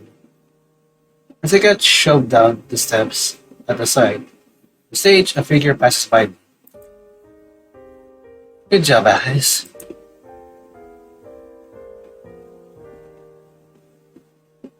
And I'm stumbling onto the audience floor. Oof. I scramble to my feet and shout out. Good luck to you too. There's no answer, and both Rafael and the boy are out of my sight. What a disaster of a showdown was. The mushrooms the furthest point of the stage, so this is why I'm camping out here.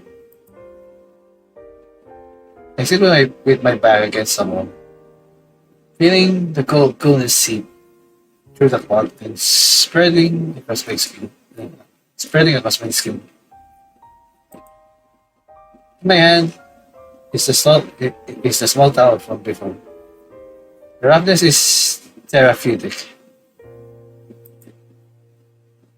I think back to my show. You can even call it that. Not only was it a- not only was it was not only was it a huge it, not only it was a huge waste of time, it was just downright humiliating and boring to boot. If I really had an audience back there, I would have killed myself on the spot just to give them something a tad more entertaining. Yikes, graphic thoughts. Then, the voice I heard back there echoes in my mind. Alice, wait up. Alice, wait up. Alice, wait up. Alice, wait up. A lot of Alice's. Okay. I seriously just wanna go home. And home is where my lover is. Now, please give a warm welcome to our next performer. Snap out of my face. Snap out of my face. Rafael's voice is loud and clear as when I was on stage, even though there are no speakers here. What's up with that? Few moments pass, then faint, muffled music rises.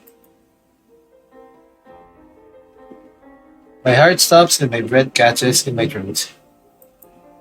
Is this? This, I don't know the pronunciation of the composer again, and also as well the next word. We have best shot. Wait, we have best shot number three. Words come before thoughts. Wait, why do I know this piece? Why do I know this piece? As far as I know, I'm not that much into classical music, let alone music in general. The fact I recognize it by its composer, and foreign name confuses me. How much of myself I have yet to know. Fortunately, this might get copyrighted, so this part might get muted by the way. So I'm going to like try that later after this. I fidget with the towel, quietly listening to the music's rising and falling, falling, falling, ebbing and flowing, waxing and waning. There's an enchantment to it that grips me. A romance blooming with beauty and withering with sorrow. And a ceaseless love weave into the very soul of the piece. I feel myself holding my breath, and ready to let go till the very last notes float off. To love and love again, even when love has drifted from you. This is the story Liz wanted to tell, and I hear it. Crash, crash. Suddenly, a loud noise yanks me out of my thoughts. Yanks me out of my thoughts. Okay. The music also abruptly stops. What the hell happened? I don't even think. I dash out of the washroom and into the main area as fast as I can. Something isn't sitting right with me. It's not just a normal phone. Hey, are you okay? I knew I shouldn't have left the boy by himself. I should have watched from afar, even if it means breaking the rules, I said. At least he'll be safe. I would have caught him. I would have caught him.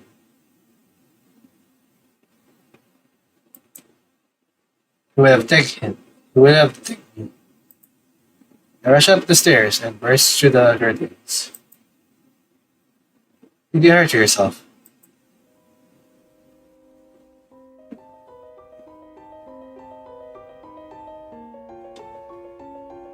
Well, the boys collapsed on the floor. There's a single stalk of rose near him, but the head is crushed and the petals are scattered. Raphael leans over to him. Raphael leans over him.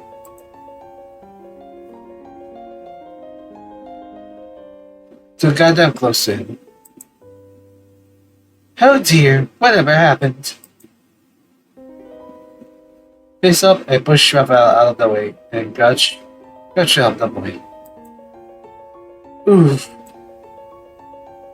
He's visibly trembling. It must be the pain from falling.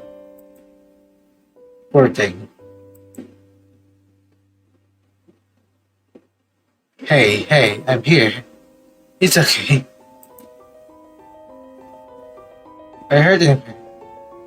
Can you stand? No. Don't touch me. Get away. What? The boy shows me weakly.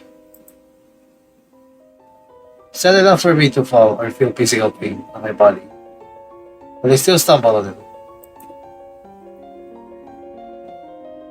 Where it hurts, the pain I feel is in my heart. It stings. The boy's eyes swirl with emotions he didn't have before. There's no softness, no kindness. And while there isn't anger, it's something much worse. It's despair. Create confusion. Why? What is this? Triple dots. Something's wrong.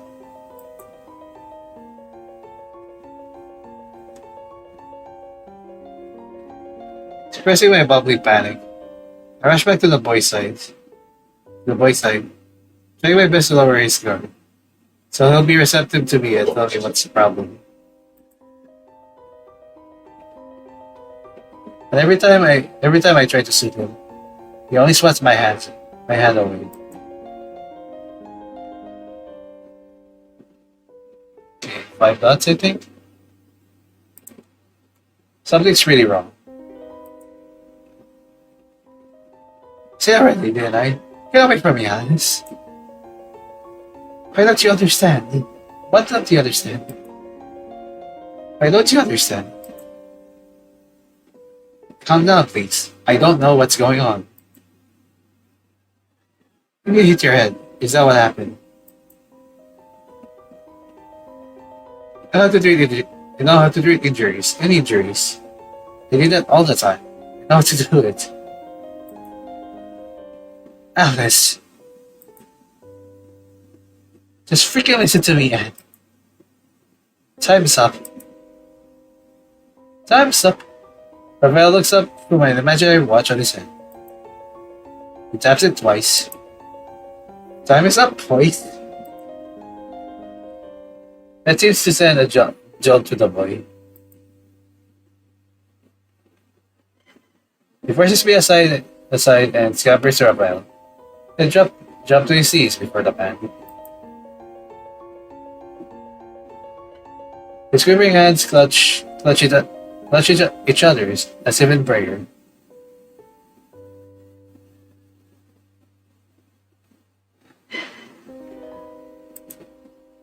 Then he clutches readily at the bat's throat, like a wild animal, fingernails ripping hard enough to leave tears. Something's deeply wrong.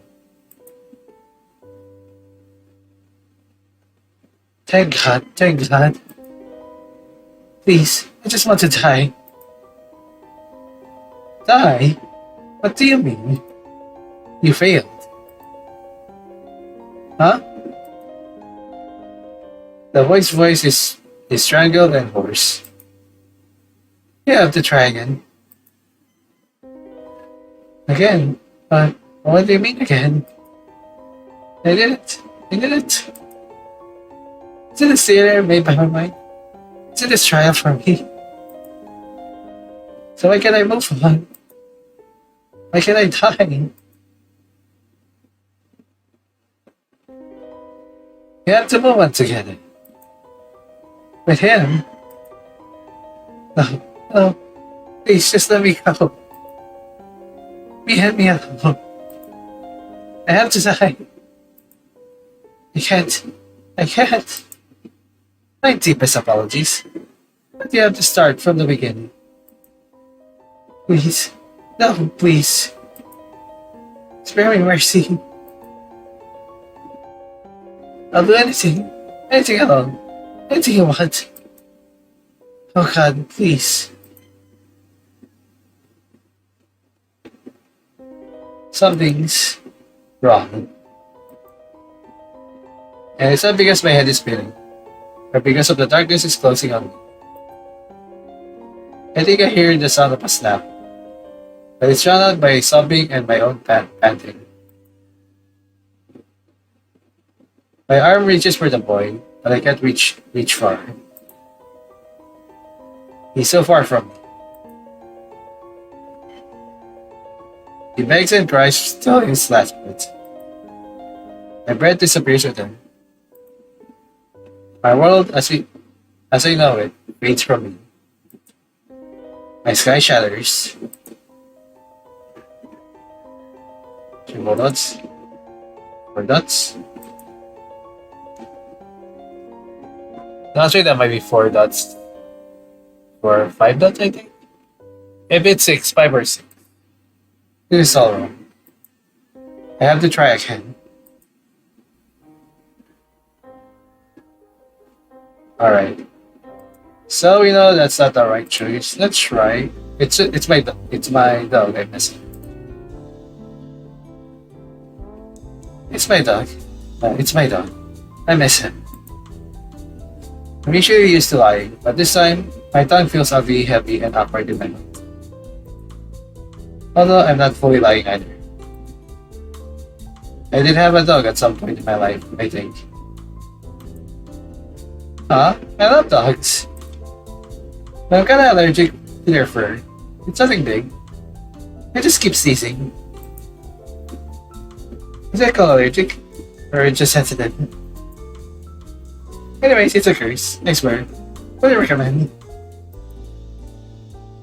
I had to keep one at first. But when I went to my local rescue, I kept going, achoo, achoo, like mad. But the story is not all sad. Let me tell you, I had a... I don't listen to his japper. I don't listen to his japper. Something else occupies my mind, and sets me thinking deeply about our current. Is this really the best way forward? And the more the boy talks away, the more I'm glad with my own decision of not telling him anything. For some strange reason, I don't feel particularly comfortable with the boy knowing about him. It feels too invasive, like stripping me down, laying my skin, and having my insides a lot in the open. My guts churn a little with the mental image. Why am I so against it? To the point of conjuring such a graphic scene.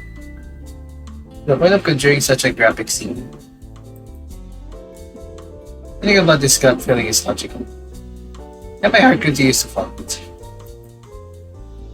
Just place in this situation.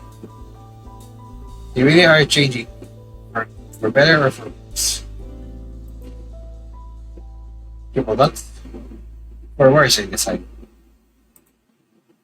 My gut feeling aside, there might be logical reasons to briefly revise our plan. I think I can bullcrap my way through. Hey, we should do our shows separately. What? Why? Why did this unstable? I guess there's still something here. It makes more sense that way. The shows are focused on our personal lives before we ended up here. So we have to minimize anything that might hinder our reflection. We includes each other. And just to be safe, I don't think we should watch each other's show. I don't think we should watch each other's shows either.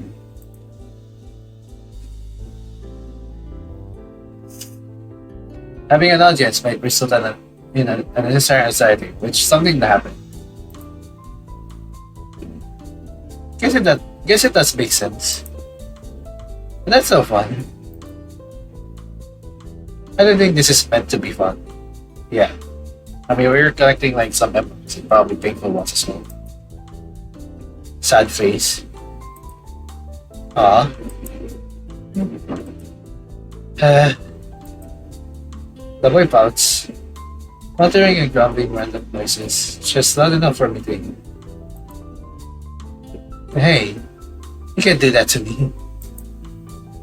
But I suppose doing our scripts together is probably fun.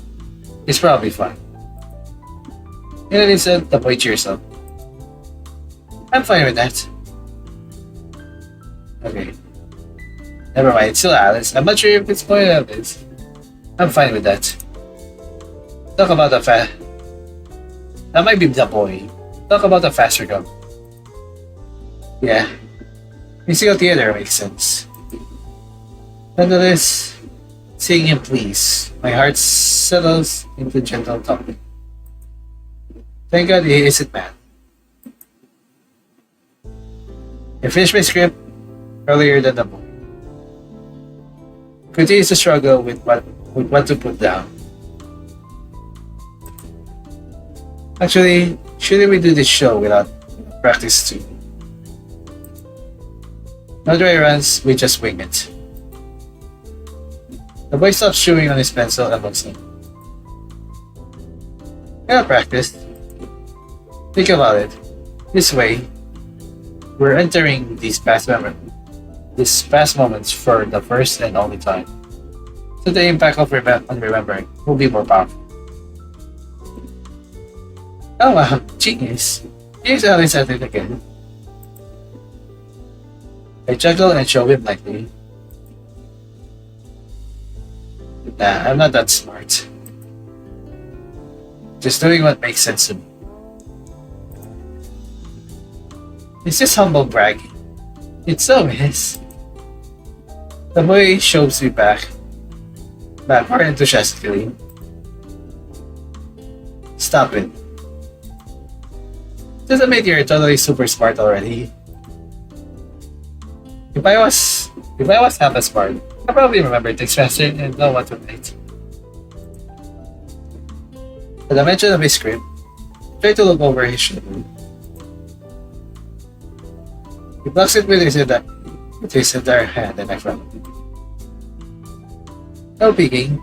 Since you said we should do the play separately, I decided it will be a secret.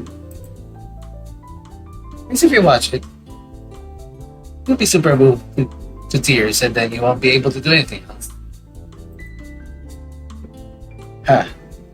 You really believe I'll be moved to tears by your life story?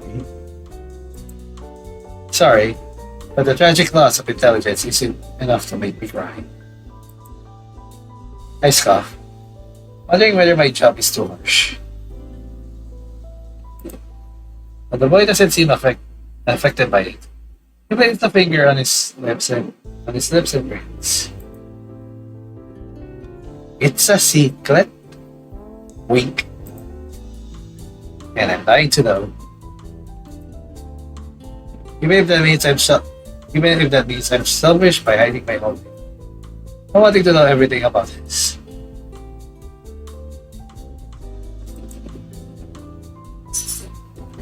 By the way, I'll prepare for my play first. Once I'm done performing, you can go after me. No problema from me. Very big problema. With that, I head backstage to search for available props to use. I know it's a coincidence, but some look almost identical to the things I would find in my school. But if I went to any other school, this wouldn't be too usual. Most educational institutions tend to source their furniture and equipment from the same supplier. However, site is a prestigious same thing at this point. Yeah, I still remember this. Alpha guy. Thing. Yeah.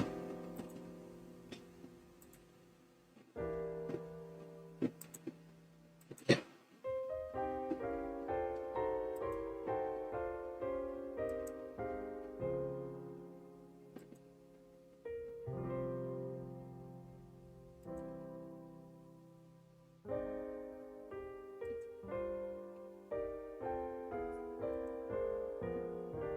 Okay. Still the same thing. Yep. Bicicleta.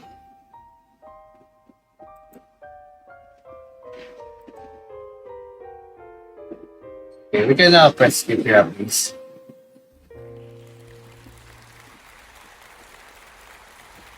Page buttons. I am left with a long silence. Let me check the previous one.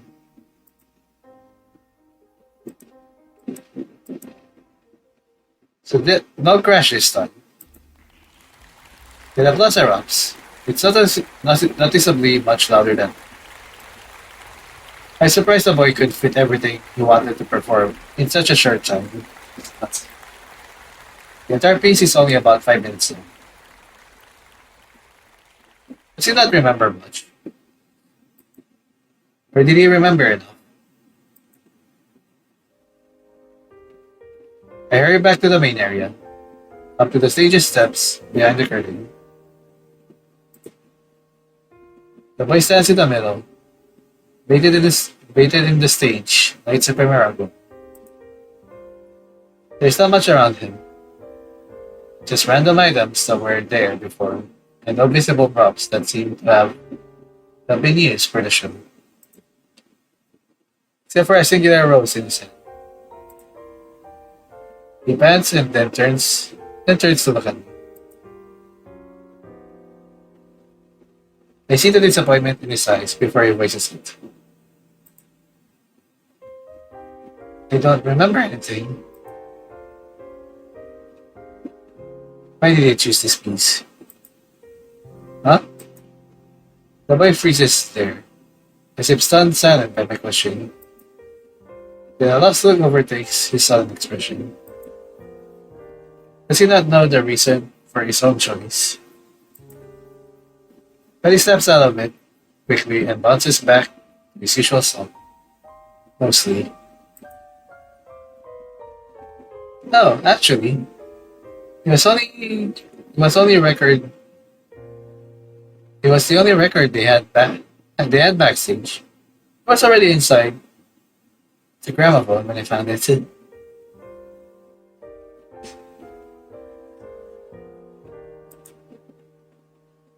I don't have this list anyways, so it was perfect for my performance. Ah, so there isn't any significance to the music choice. It's probably the truth. If for some reason, it's really hard for me to believe that. But the boy doesn't sell, but the boy doesn't strike me as a liar, so I accept it. Plays don't have music though. Not to be that guy, but they actually do. Or to be more exact, they can have music.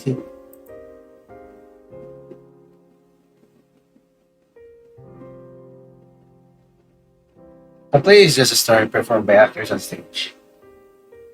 Musicals are a type of play, but even non-musical plays can have music. A play is just a story performed by actors on stage. Musicals are a type of play, but even non-musical plays can have music. Shakespeare plays sometimes have music. Shakespeare plays sometimes have music. And to them. And no, the importance of being earnest starts with some piano playing. That's what I like about theater. Unlike sciencey stuff, you can do whatever you want. Nothing's impossible. But yap aside. Nothing, huh? Nothing. Do you think we should try it? Time's up. Yeah. Time's up. Well, let's jump. Rafael comes up from behind us, smiling as if he didn't just announce it. He didn't just announce our deaths. Literally. He taps his wrist twice. Time is up, boys. You said we could take our time. But I also said you would fail, didn't I? You better dig out your ears next time, Alice. Rick, he's right. I hate to admit it. The boy clings to me again, entire body trembling. I desperately want to comfort him, but I don't know how. So I only clutch his hand within mine, and shield him from Rafael. What now? What's going to happen now? He'll kill us or something. We'll linger in this limbo forever. Do we have to redo this? Well, it's not all over. We can try again, but right from the start. That's what I just said. No. I mean,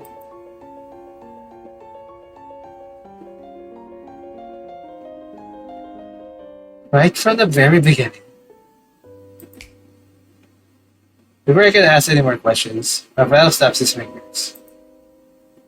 The entire world spins, and darkness creeps in from the corners. My energy, my soul, seems to slide away from me, slowly and slowly. The boy's finger loosed their grip with mine and slipped. I tried to grab him, but my arm feels too weak to move. Alice. Wait. No. See you later. My world, as I know it, fades from me. My sky disappears. Dots. 4 dots. 5 to 6 dots, I guess. Still, shy.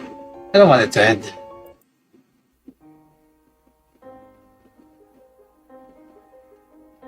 Let me see. I wonder if I have to start again this time, or I can just slow.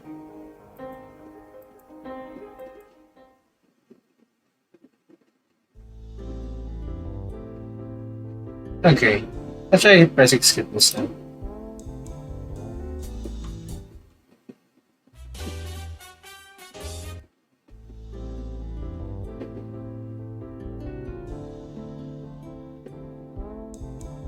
This time it's just don't be a bother.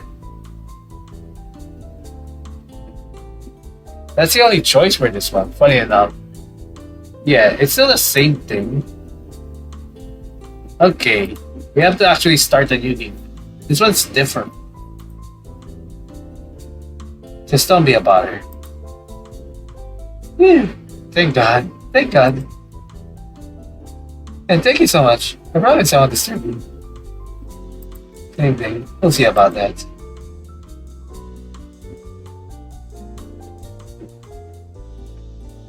What happens if I press skip again?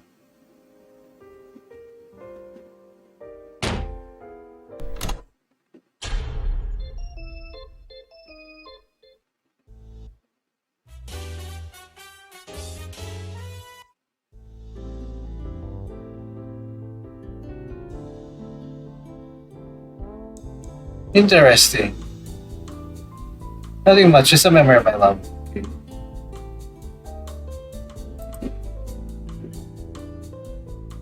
Memory of my lover. Let me check the preferences, by the way. Only had seen text right.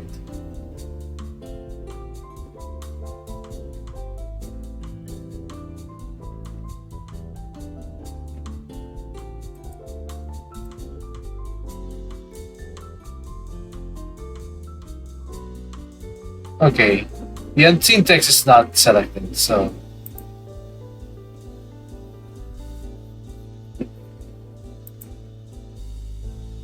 let's see if there's anything.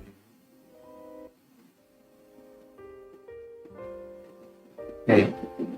Okay, there's something new. When I try to ship all my props on stage, my file suddenly stops at me.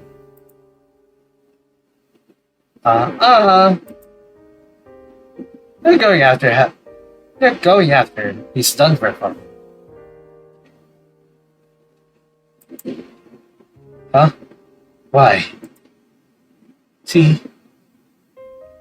He's not performing with many. He's not performing with many props.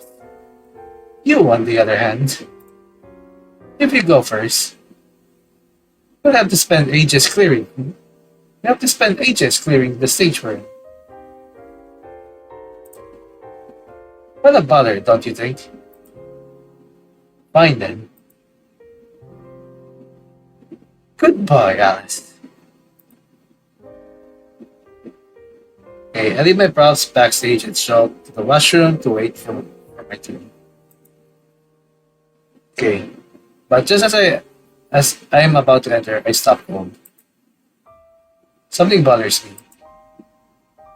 It's not just a small feeling I can ignore. It's like my entire soul is being shaken up, along with a strange deja vu. Yep, you've been here before. Something urges me to watch the performance. And I'm going against it. And I'm going against what I said earlier, but in hindsight, it doesn't really matter. Yep, this is new. The not seeing each other's show only came about because the boy was upset I didn't. Because the boy was upset I didn't want him to play as my lover. It's such a trivial matter. You'll probably appreciate if I watch his efforts. With that, I turn back. The credits have yet to open. Okay. Actually, you know what? Before we continue here, I'll go stop here a little bit and load an earlier save before we continue there. Let's check the other choice on the other one. No, no, no. Before I ruin everything else. Yes, I already saved anyways. Oh, it's gone. Never mind. You can't choose the other choice anymore. So this is like Doki Doki Literature Club where other choices get erased. Dang. It might not be a bad ending anyway, but we'll see later. I might play it again with cleared save or deleted. Dang it. Alright, we'll continue. Go.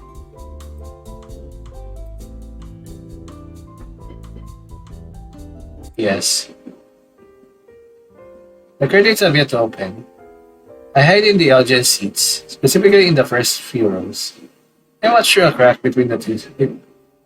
Watch through a crack in between two seats. This way, he'll likely not be able to see me from his angle. Abella's voice booms again with an announcement. Make sure you're watching. You're watching with your eyes peeled. And he winks at me.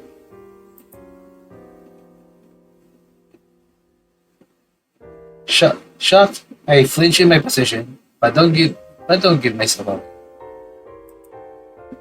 Does he know I'm here? The lights dim, and slowly the curtains open.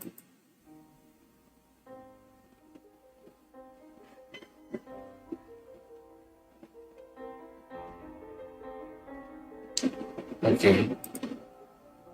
The boy stands in the middle, bathed in the light. He looks like an angel. His movements are graceful, pulling me in. His face is divine, seducing me. He's calling out. He's calling out to me. I can't resist anymore. Standing up, I pull out my camera to take a picture to preserve this moment of beauty. Snap.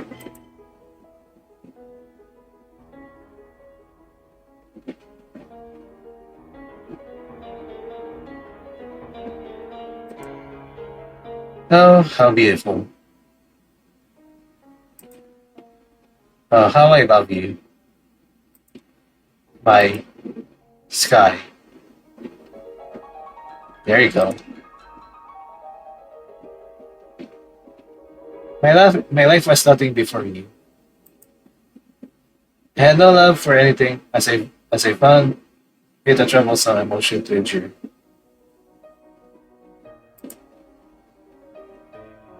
My, lo- my love, my love, if it has to end someday, it was only logical to move forward in life without such obstacles to hold me back. That was how I found myself in one of the most prestigious universities in the country, doing the most difficult doing the most difficult course with ease. Yet I felt empty until I met you, my sky. See, that first day, I heard my mother was coming back from a trip. It had been a while since I last saw her, and that was for a reason. I didn't want to see her face again. So I hopped on my bike and took a detour to the last place I would go. Kafa, the art school close to site. figured she wouldn't. She wouldn't. I figured she wouldn't search for me then. The beard Kappa took most pride in the theater programs. As when I entered, I was immediately greeted by a huge plate, boasting the prestige, boasting the prestige of their facility. Signs pointed me towards the old Grand Theater. We're going to the campus. Towards you. To the theater, students were running around, busy with their own things. Some fiddled with costumes, others with the lights. There were even students rehearsing at the side. And then I saw you. You were up on stage, marking choreography, as you later mentioned, stealing the spotlight from everyone else without even trying. And you smiled at me. It was love at first sight. It could have stopped just there, as a fleeting crush. But as if the universe tied a red string between our pinkies, you couldn't escape your captivating song. You had me look. You had me hooked, wine and singer. I took my first picture of you that day.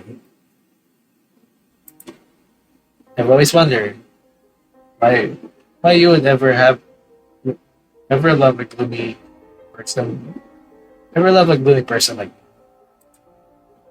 Yet somehow you did. You told me nothing has to be logical, and this love was like that to you. You did what you wanted. Soon, I learned to accept that as the truth. I took more and more pictures of you with each passing year. My grades plummeted. I grew interested in the useless hobby of photography, only because he said he wanted me to. I rode a longer route after school just to pick you up and take you home.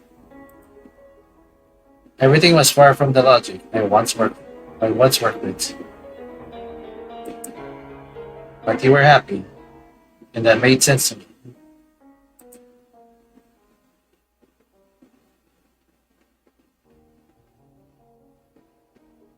We were riding home one day. The setting sun drenched the world in an orange glow. It painted you, especially, in its most beautiful shade. Your arms wrapped around me. To love and love again. And to love and love again. Even when love has drifted away from me, drifted from me. What's that? It's a message behind my favorite piece from this. The Best Shum, number 3. It's part of a set of 3 nocturnes called the Best Shum, Chomei, I guess. Dreams of Love. But the third is my favorite. You know, it was also originally a lighter. Sure, perhaps not right. You know what it is? It's a song for a poem.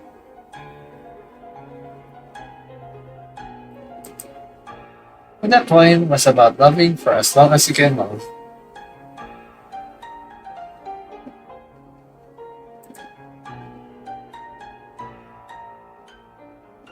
I'll live. Solange du Leben kannst.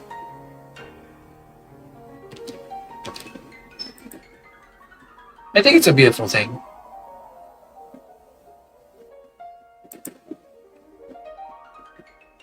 What is? That sort of love. And unconditional love that lasts to the very end. Even after death.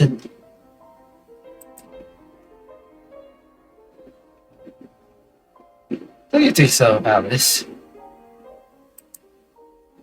So I took 100 photographs of you. I took 1,000 photographs of you. Because I love you. And I love you right until the very end. I remember everything now, Sky.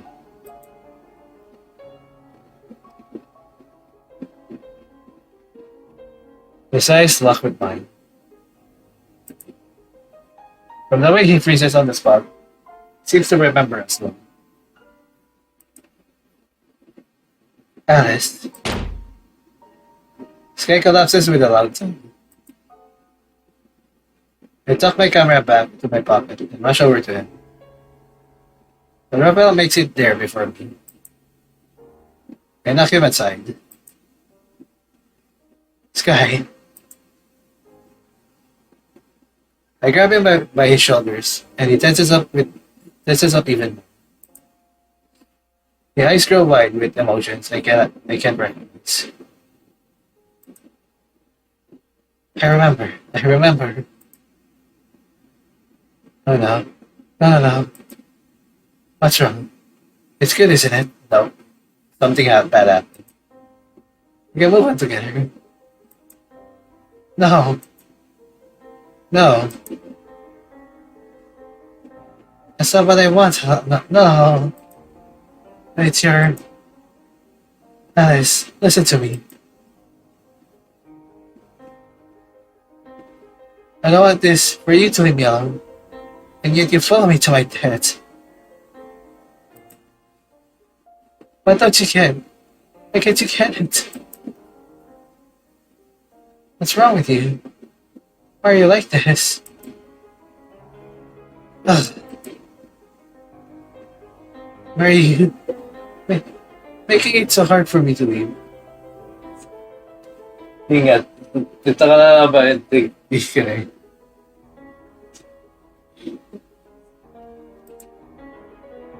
I'm not doing anything. You are. It's you. You are the worst. I've only been loving you. Yep. And that's the problem. I don't want that. No more. He struggles to my grasp. Tears pricking at the corners of his eyes. When I let go, he doesn't move away from me. As he said, I don't understand any of it. But this push and pull,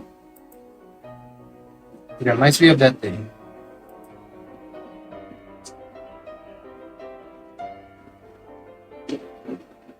I was going to bring him his lunch. It was a routine I had already locked down after months of waking up early and skipping lectures just to deliver him a hand-packed lunchbox.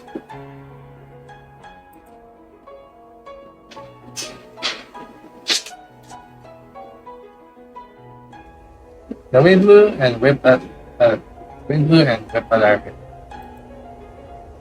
Above, the vast blue stretch endlessly from one end of the universe to the other.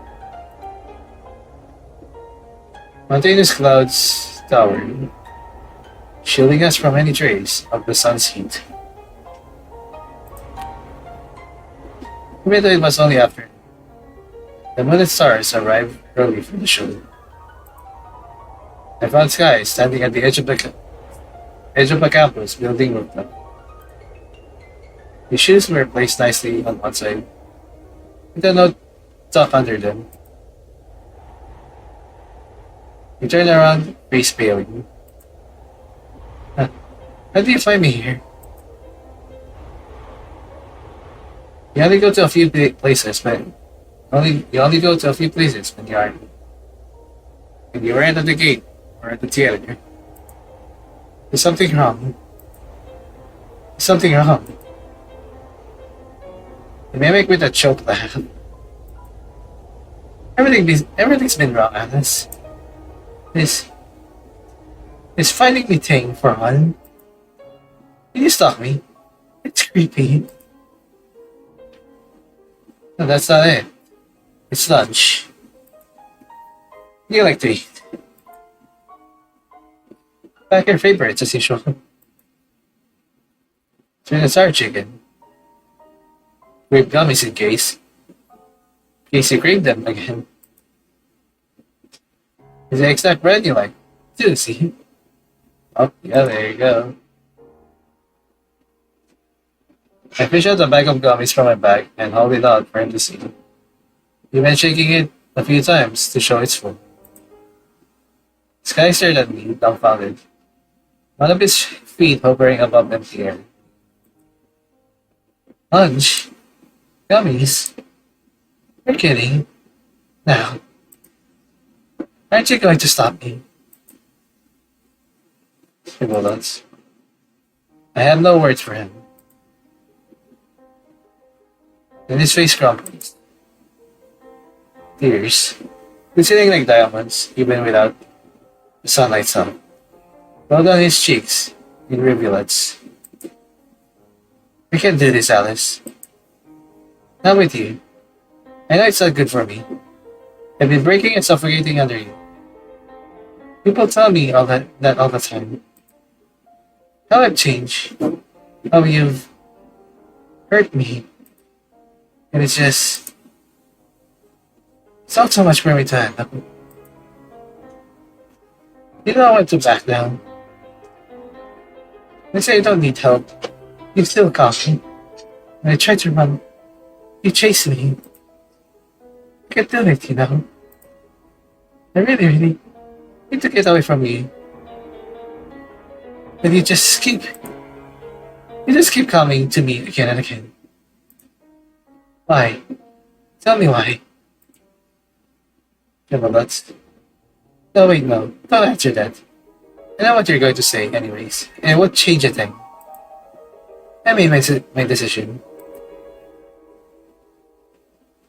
It's because my love for you is illogical.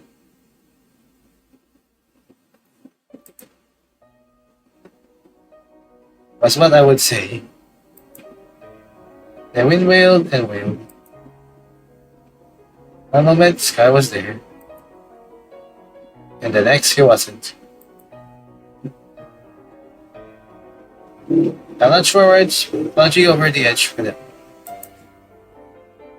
My arms found him in the air, and wrapped tightly around his body. The Sky cried. Please don't die. Otherwise, I'll never. Escape me. Still healing into me, and his hand intertwined with mine. Even in your last moments, you cling to me. So I don't understand why you run like I'm the devil. Well, you're creeping them really up. Dear God, I meant no harm. I'm only here to love you. But the loved one recoils and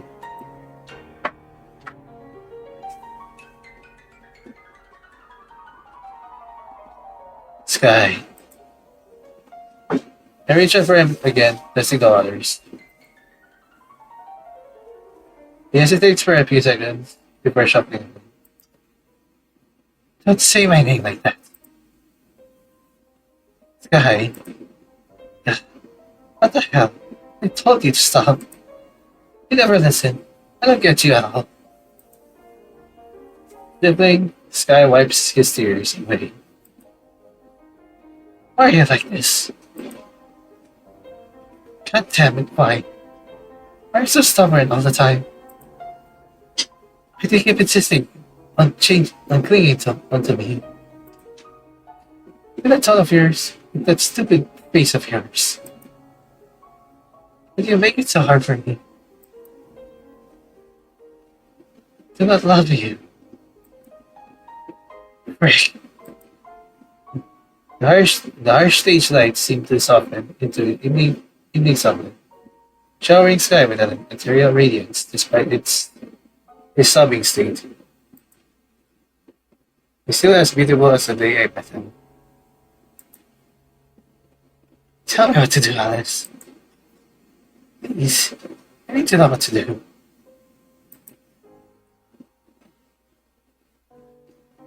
Once more, I hold up my hand.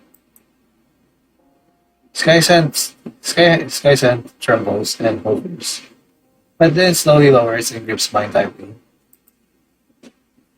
Then stay. I love you, and I'll love you again in our next lives.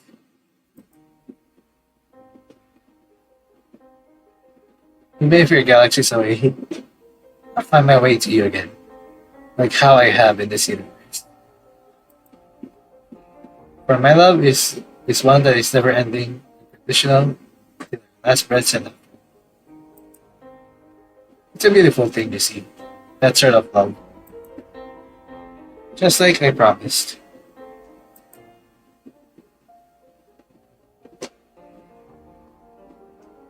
I pull him into a kiss. There you go. It was all sorts of flavors. Salty from the tears. Sour from the sticky saliva. Sweet, bittersweet from how it all feels. Feels to finally be with you. His hips quiver against mine, and for a fraction of a second, he melts into it. Alice, please. Just how you wanted. Applause reverberates around the theater, and the stage lights center on just us and us only. Bravo! What a show! Abel's voice feels far away, and so do the applause of it.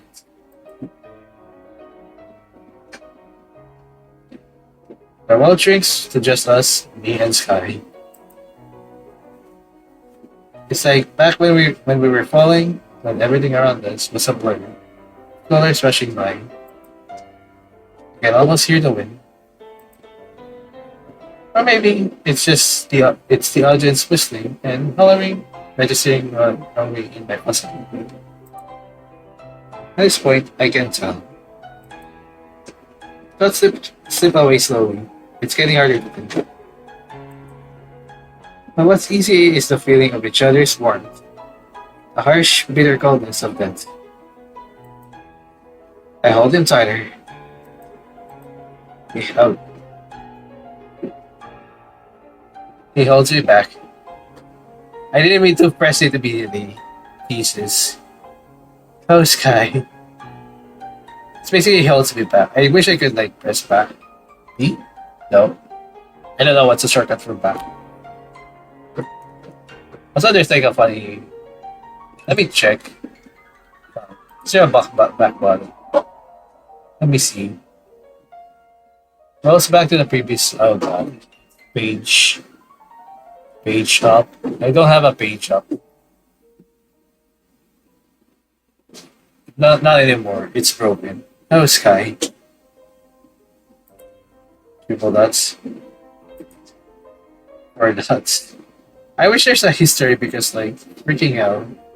I accidentally skipped a dialogue because of that. Because I fucking this quick. I clicked too fast.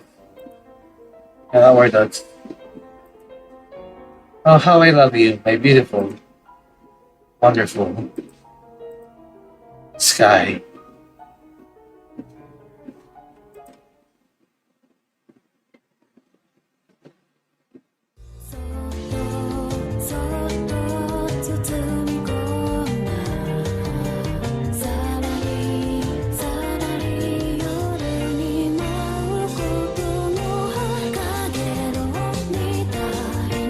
That.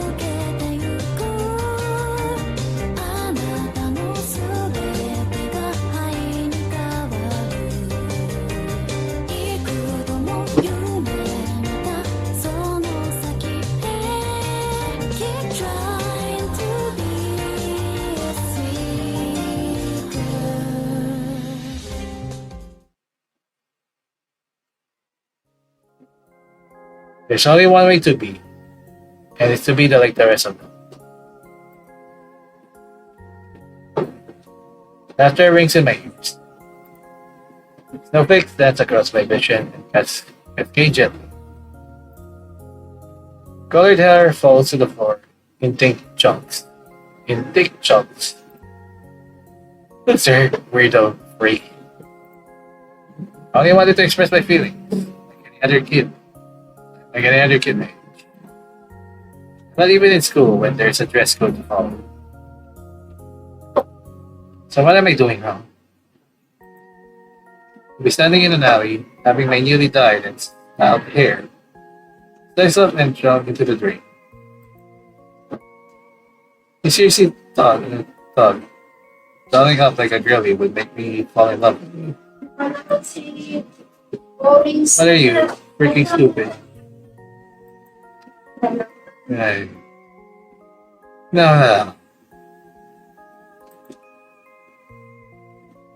I just wanted to be pretty. Disgusting. Get out of my face. Yup, there you go. And if you tell anyone in school, you confess to me. I'll freaking throw you off the rooftop, you hear me? Don't talk to me ever again. The stomping grows softer. And I'm not alone. The chocolates chocolates I made remain scattered and smeared across the snowy concrete ground. Ruined even further by the clumps of hair stuck on top. So I can hide this at least. You get a few seconds. It's an ugly array of colors. White, brown, pink. They don't go together. It's an ugly sight. I'm an ugly sight. People walk past without a word. Cars horn at nothing. Birds screech over rubbish. Snow continues to fall. This world, I really don't get it. Why do others treat me this way? What did I do to deserve this? Why me?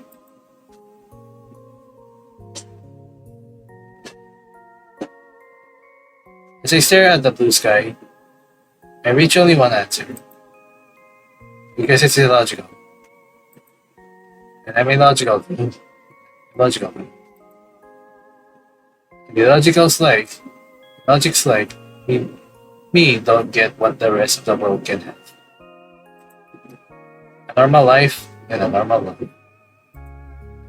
Triple dots. 4 dots. 5 dots or 6 dots. What a cold, miserable feeling this is. I wonder, will that be as cold?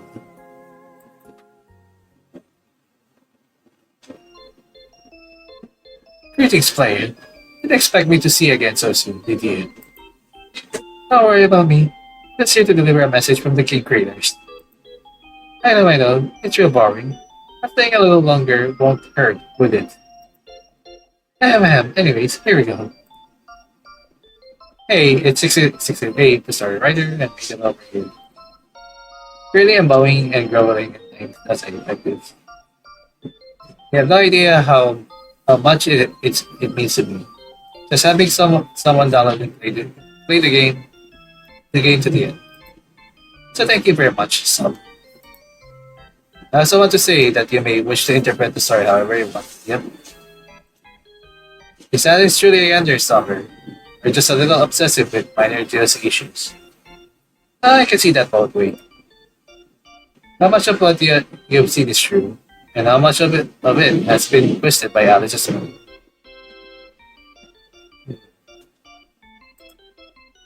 The sky truly loved Alice back. Who knows? I will keep my answers here. Anyways, if the game performs well enough, there will be super awesome updates. More lore, more art. If you like it, you support it in any way that you can. I wish I could. I don't have money yet. Okay, there you go. For updates and such, I have no followers in my scry. If you have blue sky, I think it would be much better. Triple subs. Oh, what was that? Wasn't that just cringe?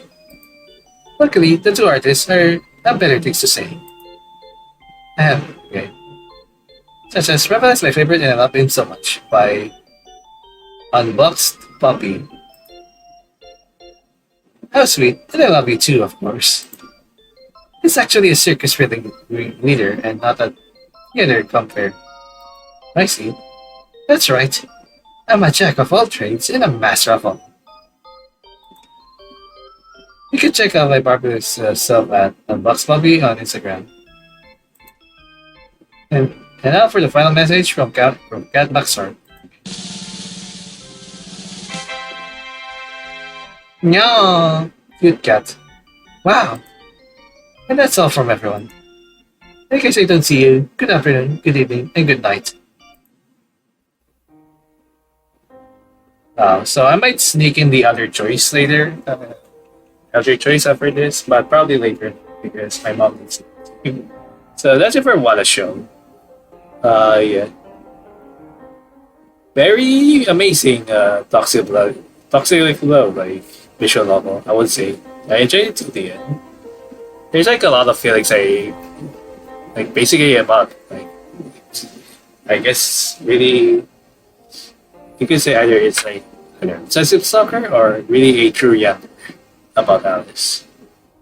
I kind of knew already. He's like, you know, he's like a freak up smart boy, I guess, with which I love, and I love every bits of like the dialogues and things.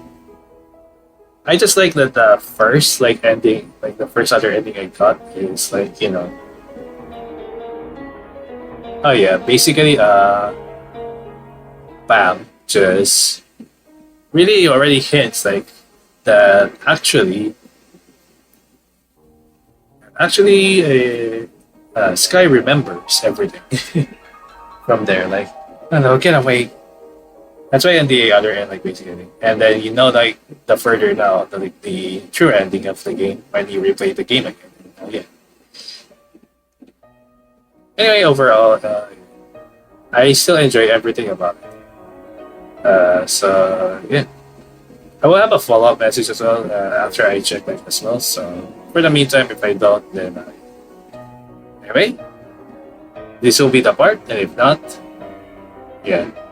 So I will still do my final grades at this point. There's a lot to think about as well, especially like the how as well there. So before that, before I do the cutoff again, first let me talk about that. Oh yeah. So I guess the end is like either it's another backstory or past or just like you know remember like what Alice said, I will love you to every universe. But I still it's an amazing visual novel. This is still unfortunately I'm still gonna say it's still tied to Captain Under 47. Sorry. So currently I enjoy both of it because this is like the toxic love I wanted to see.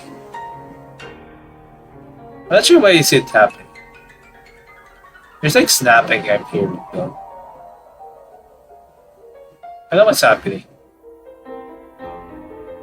Okay, I don't think there's anything else much different from like the other route at least, or like the other choices. So if I play that again, it will literally play the same thing. So, yeah, I think that's it for like what a show for real this time. And again, it's like my conclusion now. Unfortunately, it's on afternoon, so this is like really what I think about. There's like a lot of things I like. Overall, again, I said before, this is a pretty great VN so far. And like my first outro, outro post commentary, my first one with post commentary, like I did keep a little bit of the video as well. So yeah, this is tied with like Captain 147, and I enjoyed both of these games so far. Like I like how like really you know, also like very the like you know I mean like Raphael is kind of like the figment the figure that was made, or like pigment person, I guess, made from like from the combine of their memories and like that and shit thing, I guess.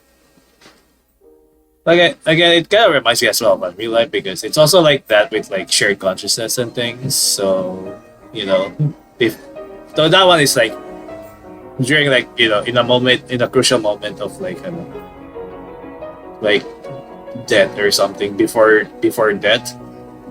Here actually they just did together. That's why for like I think I already figured out immediately who's gonna be like the toxic lover, which is basically Alice. Except for like all the characters. I think they all pretty play their characterization, like play their role really well, and like pretty like I mean a really pretty good characterization. Again, there are some typos here and there. I still like the post cutscene ending. No, I'm not sure. Remember again, like I also said this on the like first post commentary. Yeah, but yeah, feel like basically it has like uh what was it?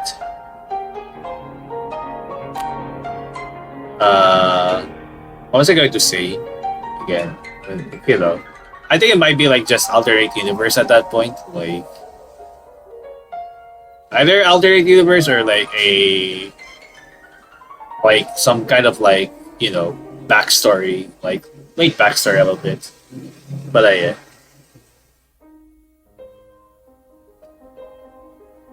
I think it's the reason they want to like die or something. I'm not sure, or something else. Like Sky's reason to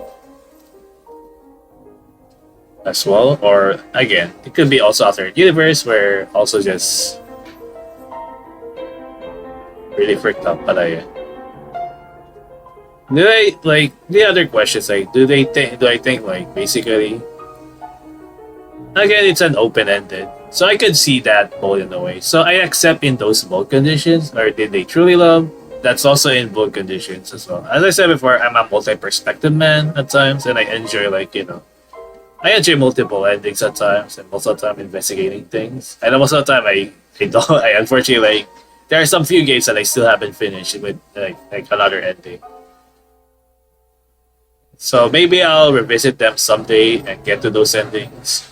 The one game is already like pretty ass freaking long, unfortunately. Like, but we'll see if I will have that time. Still, pretty amazing game. I think so far again, it currently ties with Captive Under 47, and I enjoyed this game till the end. So far, music choices are pretty nice. Unfortunately, I think the list piece could likely be copy claimed. So, for the dev and for the artist, I'm sorry if I suddenly mute an audio because that much it is. I still forever hate about this, about public domain things. It should be public domain. Like, what do you mean?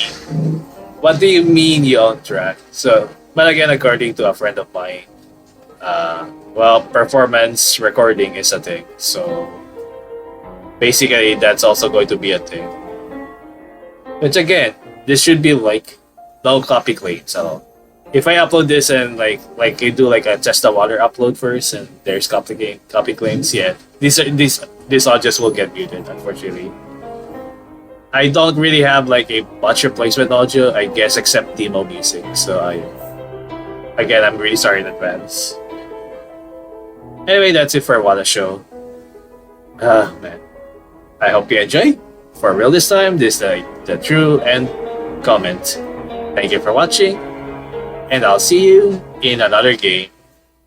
So yeah, bye bye, and may stars guide you. Woo.